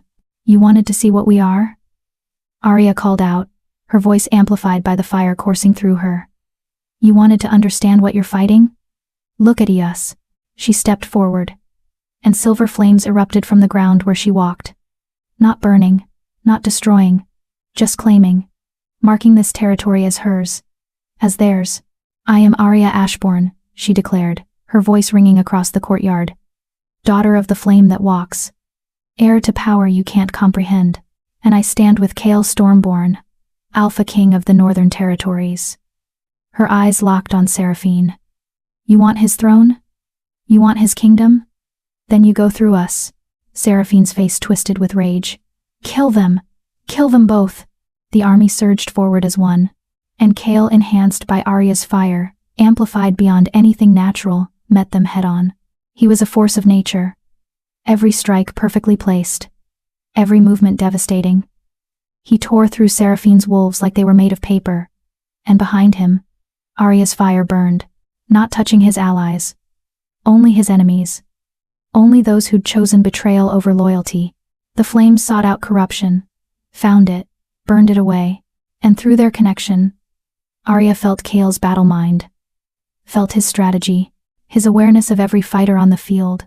She fed him information without words, warned him of attacks from behind, showed him weak points in the enemy formation, guided his strikes with preternatural precision. They weren't just fighting together. They were fighting as one. Fall back, someone in Seraphine's army screamed. They're monsters, they can't be. But Arya's fire was already wrapping around him, not killing, just stopping, holding him in place while her power searched his soul. Coerced, she realized. Threatened into service. Family held hostage. Go, she said, releasing him. Get your family and run. You're not guilty. The wolf stared at her in shock. Then he bolted, disappearing into the chaos. Arya did it again and again, touching enemies with her fire, sorting the truly guilty from those who'd been forced or manipulated, letting the innocent flee while Kale dealt with those who'd chosen darkness willingly. Within an hour, Seraphine's army was broken, half dead, half fled, the rest on their knees surrendering to a king and his flame who'd proven themselves utterly, terrifyingly unstoppable. Only Seraphine remained standing, alone now, abandoned by the wolves who'd promised to follow her. You can't kill me, she said, her voice shaking but defiant. I'm still technically your wife. Still protected by marriage law. Kill me and the other territories will call it murder. We'll use it as justification to— I don't need to kill you, Kale said. He shifted back to human form, still glowing with traces of silver fire. Arya? Arya moved forward, her power still crackling across her skin. She was exhausted, shaking. But there was enough left for this. One final act. She pressed her hand to Seraphine's chest, and she looked deep into the woman's soul, past the beauty and the ambition and the cold calculation, all the way down to the core of who Seraphine really was. What she found made her sick. She killed them, Arya whispered. The plague 30 years ago, the one that my grandmother died fighting. It wasn't natural. It was her family. They created it, released it. Killed hundreds of wolves just to prove they could. Just to see if they could weaponize disease. Kale's expression went cold as ice. What? My grandmother died stopping a plague that Seraphine's family created for profit, Arya said, silver flames rising higher. She tried to save your grandmother too, didn't she? That's why you remembered the stories. Why you knew her name. Because she came here. Tried to heal the Stormborn pack. Tried to. She was too late. Kale finished, his voice hollow. My grandmother died despite her efforts. The Ashbourne healer blamed herself, pushed harder, went to more packs, until there was nothing left, Arya said. She died saving people from a plague that never should have existed. That was created by the family you married into. Seraphine tried to back away, but Arya's fire held her in place. You can't prove that. Those records are long destroyed. No one will believe. I believe her, Kale said. And that's all that matters. He turned to his guards. Take her. Lock her in the deepest cell we have. And send messengers to every territory. Tell them we have evidence of crimes that go back 30 years, crimes that demand justice. You can't! Seraphine screamed as the guards dragged her away. You need me. My family's connections. Their wealth. Without us, you're nothing. Nothing. But her voice faded as she was pulled into the fortress, leaving Kale and Arya standing alone in a courtyard littered with the wounded and the dead. It's over, Arya said quietly. She's finished. This battle is over, Kale corrected. But the war? He looked at the destruction around them. That's just beginning. She has allies, family, people who won't accept her imprisonment without retaliation. Then we fight them too, Arya said. She swayed on her feet, and Kale caught her immediately. Together. Like we did today. Her vision blurred. The silver fire flickered and died. And Arya felt herself falling into darkness for the second time in 24 hours. But this time, she wasn't afraid, because Kale was there. Solid and real and absolutely certain. I've got you, he murmured, lifting her into his arms. You magnificent, terrifying, absolutely perfect woman. I've got you. The last thing Arya registered before unconsciousness claimed her was the sound of his guards cheering. Of his people, her people now acknowledging what they'd done. What they'd become. Not just a king and his weapon, but partners. Equals. Two halves of something that could change the world. The flame that walks had claimed her power. And the kingdom would never be the same. Chapter 9. Choosing each other. Arya woke slowly this time. No fire, no screaming. Just warmth and the soft morning light filtering through curtains she didn't recognize. She was in a bed that wasn't hers, larger, more luxurious. And when she turned her head, she found Kale sitting in a chair beside her, his head tilted back against the wall, fast asleep. He looked exhausted. His formal clothes were gone, replaced by simple sleeping pants and a loose shirt. There was dried blood on his knuckles, bruises darkening along his jaw. But he was alive. Whole, and he'd stayed with her. Arya sat up carefully, testing her strength. Her body ached, but it was manageable. Distant. Like the worst of the pain had passed while she slept. How long had it been this time? 2 days. She jumped, her heart hammering.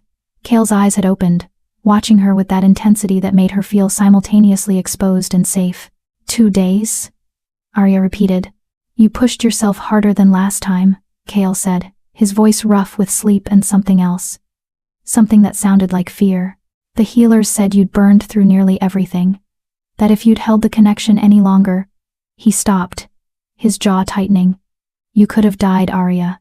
Actually died. But I didn't, she said softly. Because I broke the connection when I felt you fading. Kale stood, moving to sit on the edge of the bed. Close enough to touch but not quite touching. Because I refused to let you sacrifice yourself for my kingdom. Like I promised. Arya looked at him, really looked. Saw the dark circles under his eyes. The tension in his shoulders. The way his hands were clenched like he was fighting the urge to reach for her. You haven't slept, she said. How could I? Kale's laugh was bitter. You were unconscious for 2 days, Arya. 2 days where I didn't know if you'd wake up. If I'd broken you by asking you to share your power. If. His voice cracked. If I'd killed you by being too selfish to let you run when you had the chance. Kale, I watched my father's advisor die when I was 12, he continued, the words spilling out like he'd been holding them back too long. Watched him burn himself out defending my father from assassins. He used every drop of his power, and when it was over, there was nothing left. Just ash and the memory of a man who'd loved his king too much to say no. He finally looked at her, and his eyes were haunted. I swore I'd never do that to anyone. Never ask someone to give more than they could afford to lose. And then I met you. And he swallowed hard. I asked you to do exactly that. Twice. And both times you nearly died. Arya reached out and took his hand. Silver fire sparked weakly between their palms, but it was there, still alive, still connecting them. I chose this, she said firmly. You didn't force me, Kale. You gave me options. Gave me time. And I chose to fight. Chose to stand beside you. Not because I felt obligated or manipulated or afraid, but because.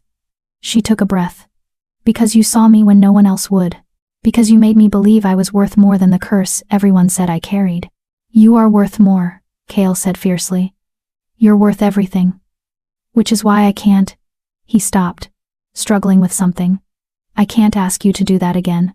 Can't ask you to merge your power with mine if it means losing you. Then don't ask, Arya said. Let me offer. When I'm ready. When I've learned to control it better. When I can do it without burning out. She squeezed his hand. We're still figuring this out, Kale. Both of us. What we can do. What it costs. How to balance power with preservation. And if you can't, Kale asked quietly, if every time we fight together, it risks your life, then we find another way. Arya said. We adapt. We grow. We learn. She smiled, soft and certain. That's what partners do, isn't it? Figure things out together? Kale stared at her for a long moment. Then he did something that surprised her. He laughed. Real and genuine and full of relief. Partners, he repeated. Not king and subject, not master and weapon, just partners. Just partners, Arya agreed. He pulled her close then, wrapping his arms around her carefully. Like she was precious. Fragile. Worth protecting. You terrify me, he murmured into her hair. The way you throw yourself into danger. The way you don't hesitate to give everything you have. It's brave and stupid. And absolutely maddening. I learned from the best, Arya said again, her face pressed against his chest. She could hear his heartbeat. Strong. Steady. Real. We need to talk about what happens next, Kale said after a long moment. About the court. The territories. The fact that half the northern packs watched you and I become something that shouldn't be possible. Are they afraid? Arya asked. Terrified, Kale admitted. But also in awe. You sorted the guilty from the innocent. Arya. Let the coerced go free. Showed mercy where Seraphine showed none.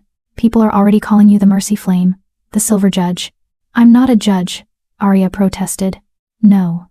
You're something better. Kale pulled back just enough to look at her. You're proof that power doesn't have to corrupt, that fire doesn't have to destroy, that someone who was cast out and told she was too dangerous can become exactly what the kingdom needs. And what does the kingdom need? Arya asked. You, Kale said simply. Not as my weapon, not as my tool, but as my equal, my partner. The wolf who stands beside the throne and makes sure I never become the tyrant. Seraphine claimed I was. Arya's breath caught. You want me to stay? Permanently. I want more than that. Kale's hand came up to cup her face. I want you to let the court recognize what you are, not just a healer, not just the Ashborn heir, but my chosen mate, my equal in all things. The wolf I trust to tell me when I'm wrong and stand with me when I'm right. Kale, I'm still exiled, Arya said. My pack cast me out. I have no status, no legitimacy. Your court will never. Your pack was wrong, Kale interrupted. And I'm the Alpha King of the Northern Territories. If I say you have legitimacy, you have it. If I say you belong at my side, you belong there. His eyes blazed with intensity. But I'm not commanding you, Arya. I'm asking. Will you stay? Will you let me stand with you the way you've stood with me? Arya's mind reeled. This was everything she'd been too afraid to hope for. Not just acceptance, not just tolerance, but belonging. A place where her power was celebrated instead of feared, where she was chosen instead of rejected. What about the prophecy? She asked quietly. It said I'd have to choose. Save the kingdom or save myself. We defied it twice, but nothing, Kale said firmly. We've already proven prophecies can be wrong. That there are more than two paths. And if the moon goddess has a problem with the choices we're making, she can tell us herself. Despite everything, Arya laughed. You're going to pick a fight with the moon goddess? If she tries to take you from me? Kale's smile was sharp. Dangerous. Absolutely sincere. Without hesitation. Arya looked at him, this complicated, fierce, infuriating king who'd somehow become her anchor, her home. The first person in her entire life, who'd looked at her fire and seen beauty instead of curse. Okay, she said. I'll stay. I'll be your partner. Your equal. Whatever that means. It means everything, Kale said. And he kissed her. Not desperate this time. Not rushed or afraid. Just real. Solid. Full of promises they'd actually have time to keep. Silver fire sparked between them, but it was gentle, warm, not demanding or consuming, just present, acknowledging what they'd become together. When they finally pulled apart, both breathing hard, Cale rested his forehead against hers. "The council wants to hold a formal ceremony," he said. "Recognize you officially, give you a title. Make it clear you're under the throne's protection." "What kind of title?" Arya asked warily. "That's up to you." Cale's smile was soft. "But I was thinking, Flamekeeper. The wolf who guards the throne not with claws or fangs but with truth. With fire that burns away corruption and leaves only what's real." "Flamekeeper," Arya repeated, tasting the words. They felt right, powerful but not violent, important but not threatening. "I like it." "Good, because they're waiting for us." Cale stood, offering her his hand. "The loyalists. The wolves who fought beside us. They want to see you. Want to thank the woman who saved their king and their kingdom." Arya took his hand, letting him pull her to her feet. Her body protested the movement, still recovering, but she could stand, could walk, could face the court that had feared her just days ago. "How do I look?" she asked, suddenly self-conscious. She was still wearing the sleeping clothes someone had dressed her in. Her hair was a disaster. She probably looked like death itself. "Like someone who fought an army and won," Cale said. "Like someone who's earned the right to stand wherever she wants and dare anyone to question it." He squeezed her hand. "Like my equal." The ceremony was simple. No grand speeches. No elaborate rituals. Just Cale, standing before his court, with Arya beside him. And one by one, the counselors and guards and servants who'd fought with them, came forward, bowed, acknowledged what she'd done. The Flamekeeper, they called her. The Mercy Flame. The Silver Judge. Arya felt tears burning behind her eyes. Because these were wolves who'd feared her, who'd looked at her with suspicion and hostility. And now they were thanking her. "You saved my son," an older woman said, kneeling before Arya. "Touched him with your fire, and told him to run. Told him he wasn't guilty. He's alive because of your mercy. You exposed the corruption that would have destroyed us," a guard added. "Made us see the truth we'd been too blind to find ourselves. You stood beside our king when anyone else would have run," another said. "Proved that strength isn't about power, it's about choice." And on, until Arya understood that she wasn't just accepted here. She was valued. Not despite her power, but because of how she used it, with mercy, with truth, with courage to see beyond the surface to what was real. "The Flamekeeper has my loyalty," Cale said when the last wolf had spoken. "My trust, my protection, and anyone who threatens her answers to me personally." His eyes swept the room, daring anyone to object. "She stands as my equal in all matters of the court. Her word carries the weight of the throne, and her judgment is law." Silence. Then slowly the room erupted in howls. Not of fear, of acceptance, of recognition. Arya Ashbourne, the exile, the cast-off, the curse-born girl no pack wanted, had found her place. At the side of a king who saw her clearly and chose her anyway. "Thank you," she whispered to Cale. "For what?" he asked. "For seeing me," Arya said. "For not making me choose between power and belonging. For proving that I can have both." Cale smiled, warm and genuine, and absolutely devastating. "You never had to choose, Arya. You just had to find someone brave enough to stand in your fire and not flinch. And you're that someone? Every day for the rest of our lives," Cale promised. "If you'll have me." Arya looked around the throne room, at the wolves who'd accepted her, the kingdom she'd helped save, the future she'd been too afraid to hope for. And she saw finally what her grandmother must have known all along. Power wasn't a curse. Fear was. And the moment you stopped being afraid of what you could do and started focusing on what you should do, everything changed. "I'll have you," Arya said. "Today, tomorrow, for as long as this lasts." "Forever then," Cale said. "Because I'm not letting you go, not ever." And standing there, surrounded by wolves who'd once feared her and now celebrated her, Arya finally understood what it meant to be home. Not a place, not a pack, but a person who saw you completely and chose you anyway. The girl who'd burned alone had found someone to burn with, and together, they were unstoppable. Chapter 10. Where Belonging Lives. 3 months later, Arya stood in the same place where she'd first found Cale dying in the snow. The forest had changed. Spring had come early this year. melting the ice and coaxing green shoots from the frozen ground. Wildflowers bloomed in patches of sunlight, purple and gold and silver white. The trees no longer looked hostile. They looked peaceful, like the land itself had exhaled after holding its breath for too long. "Are you sure about this?" Cale asked beside her. He wore simple traveling clothes, no crown, no formal armor, just a man walking through the woods with the woman who'd changed his world. "I'm sure," Arya said. She knelt in the clearing, placing her hand flat against the earth where Cale's blood had stained the snow months ago, where her silver fire had first poured into him, where everything had changed. Silver flames spread from her palm, but they didn't burn. They blessed, sinking into the soil, feeding the roots beneath, leaving a mark that would last generations. "What are you doing?" Cale asked softly. "Leaving a memorial," Arya said, "for the wolf I was when I found you here. The girl who was so afraid of her own power that she almost let you die. The exile who thought she'd never belong anywhere." She looked up at him, and her smile was bittersweet. "She deserves to be remembered, even if I'm not her anymore." Cale crouched beside her, his hand covering hers. "You're still her, just more. Stronger. Braver. But still the same woman who chose mercy over safety. Maybe," Arya allowed. She stood, brushing dirt from her hands, and looked around the clearing. "But I'm not afraid anymore. Not of my fire. Not of what people think. Not of being too much or not enough." She turned to face him fully. "You did that. You and everyone who stood with us. You taught me that power is only as dangerous as the person wielding it." "You taught yourself that," Cale corrected. "I just gave you space to figure it out." They stood there for a moment, holding hands in the clearing where their story had begun. Then Cale pulled something from his pocket, a small wooden box, worn and ancient. "I found this in the royal archives," he said, opening it carefully. Inside was a ring. Silver, etched with flames that seemed to dance in the light.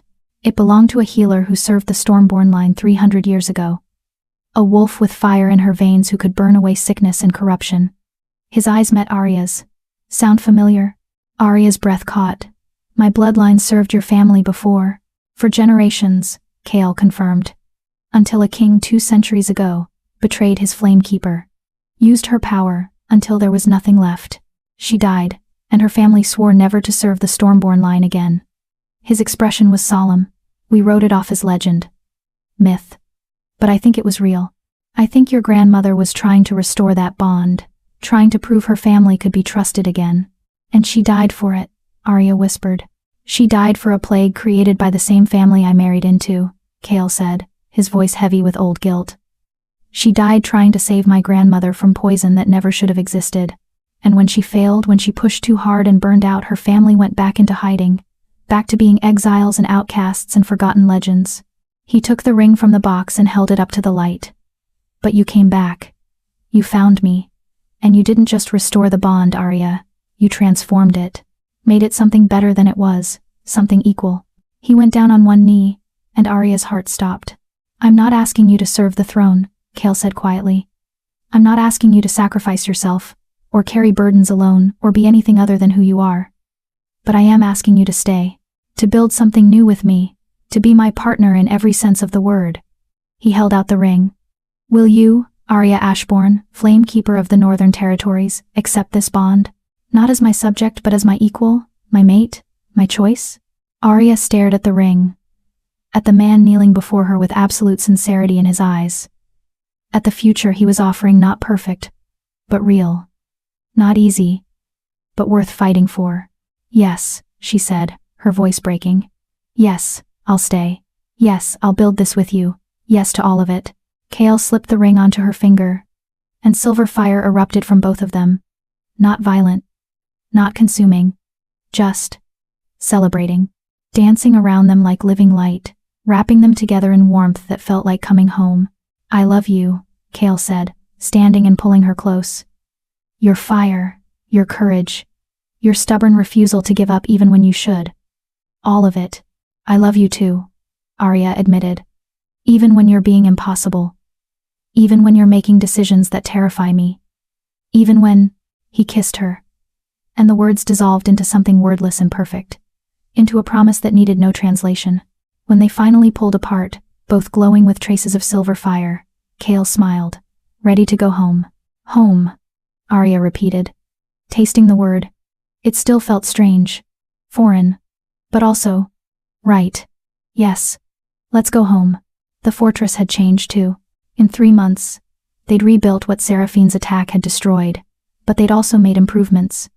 The dungeons now had proper ventilation. The servants' quarters were heated. The training grounds included spaces for wolves who couldn't shift, who needed different kinds of strength. Changes Arya had suggested.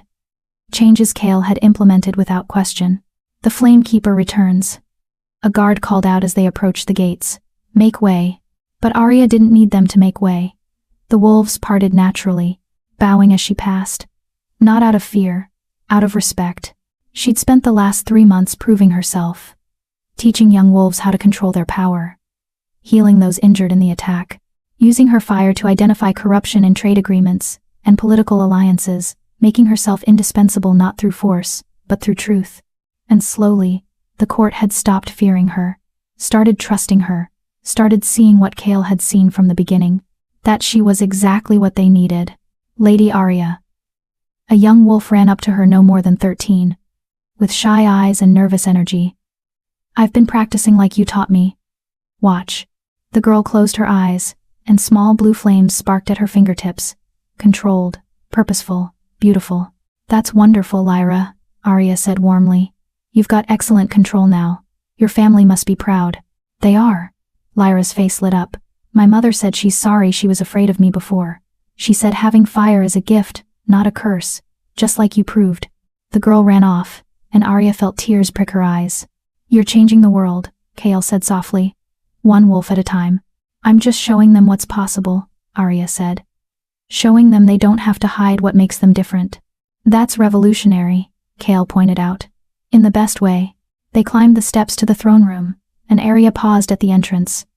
3 months ago, she'd stood here trembling, afraid, certain she didn't belong.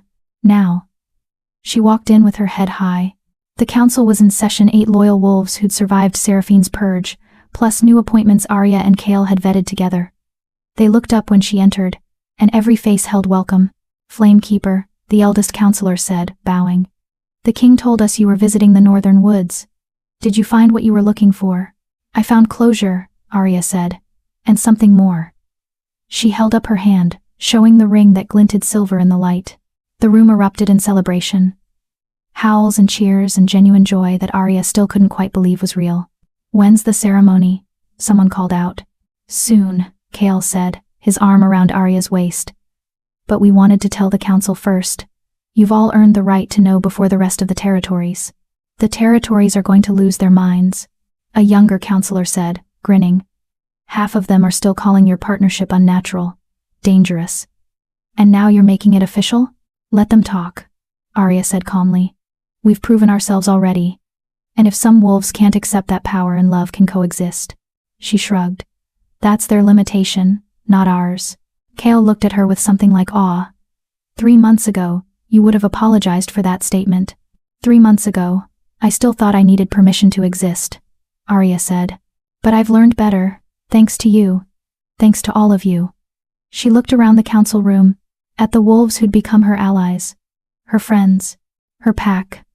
You taught me that belonging isn't something you earn by being perfect. It's something you build by being honest. Wise words from our Flamekeeper, the eldest counselor said. The kingdom is lucky to have you. I'm lucky to have the kingdom, Arya corrected. All of you. This chance to be more than the curse my first pack called me. That night, Arya stood on her balcony watching the stars, the same balcony where she'd kissed Kale for the first time, where she'd felt her fire recognize him as something essential. Can't sleep? Kale asked, appearing beside her.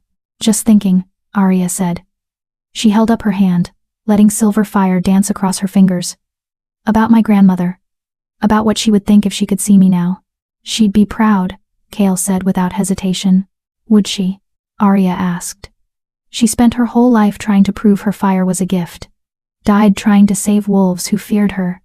And I'm here, using that same fire to build something she never got to see. Which is exactly why she'd be proud, Kale said. You're not repeating her mistakes, Arya. You're learning from them. You're using your power, yes, But you're also setting boundaries, taking breaks, letting others help carry the weight. He pulled her close. You're living the life she wanted, but never claimed for herself. I hope so, Arya whispered. I hope wherever she is, she knows that the Ashbourne line came back, that we're not hiding anymore, that we found a way to be powerful and happy at the same time. She knows, Cale said. I'm sure of it. They stood there together, wrapped in silver fire and starlight, and Arya let herself feel it. All of it. The joy, the peace, the absolute certainty that she was exactly where she belonged. She'd been cast out for being too much, too dangerous, too broken to fix. And she'd found a king who looked at her fire and saw beauty, who stood beside her and refused to let her burn alone, who proved that love didn't tame you, it reminded you who you'd always been. I was afraid to be seen, Arya said quietly. My whole life, I was terrified that if people really saw me, all of me, they'd reject me. And they did. My pack, my family, everyone I thought would love me unconditionally. But not everyone, Cale pointed out. No, Arya agreed, turning in his arms to face him. Not you. You saw me at my most dangerous, most powerful, most uncontrolled. And you didn't flinch, didn't try to contain me or diminish me or make me smaller. You just stood there and let me burn. Because you were always meant to burn, Cale said. Just not alone. Not anymore. Arya kissed him then, pouring everything she felt into it. Gratitude, love, hope, promise. And when they pulled apart, both glowing with silver fire, she finally understood the lesson the prophecy had tried to teach. She didn't have to choose between power and belonging, between saving others and saving herself, between burning bright and finding love. She could have all of it.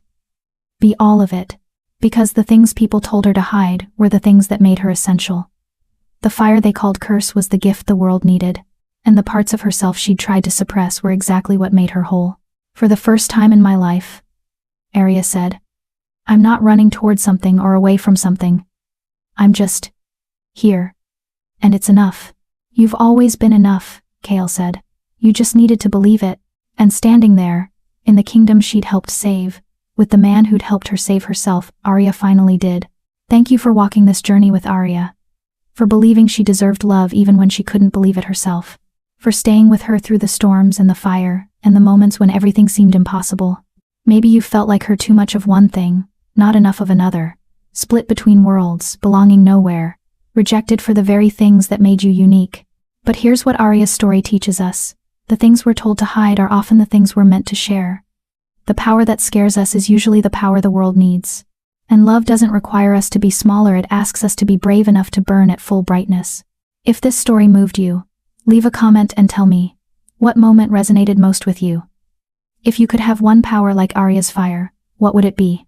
Or simply, did you believe Arya deserved her happy ending? I read every comment. Your thoughts matter. Your stories matter. And if you want more tales like this, stories of outcasts who become legends, of monsters who turn out to be heroes, of love that sees past the surface to the soul, subscribe to this channel. Hit that notification bell. Because here, we tell stories about the ones who don't fit, the ones who were told they're too much or not enough. The ones who learn that being different isn't a curse, it's a calling. Until the next story finds us. Remember, you don't have to be perfect to be worthy of love. You just have to be brave enough to let yourself be seen. This is what it means to be found. With love. Until we meet again, in the next tale.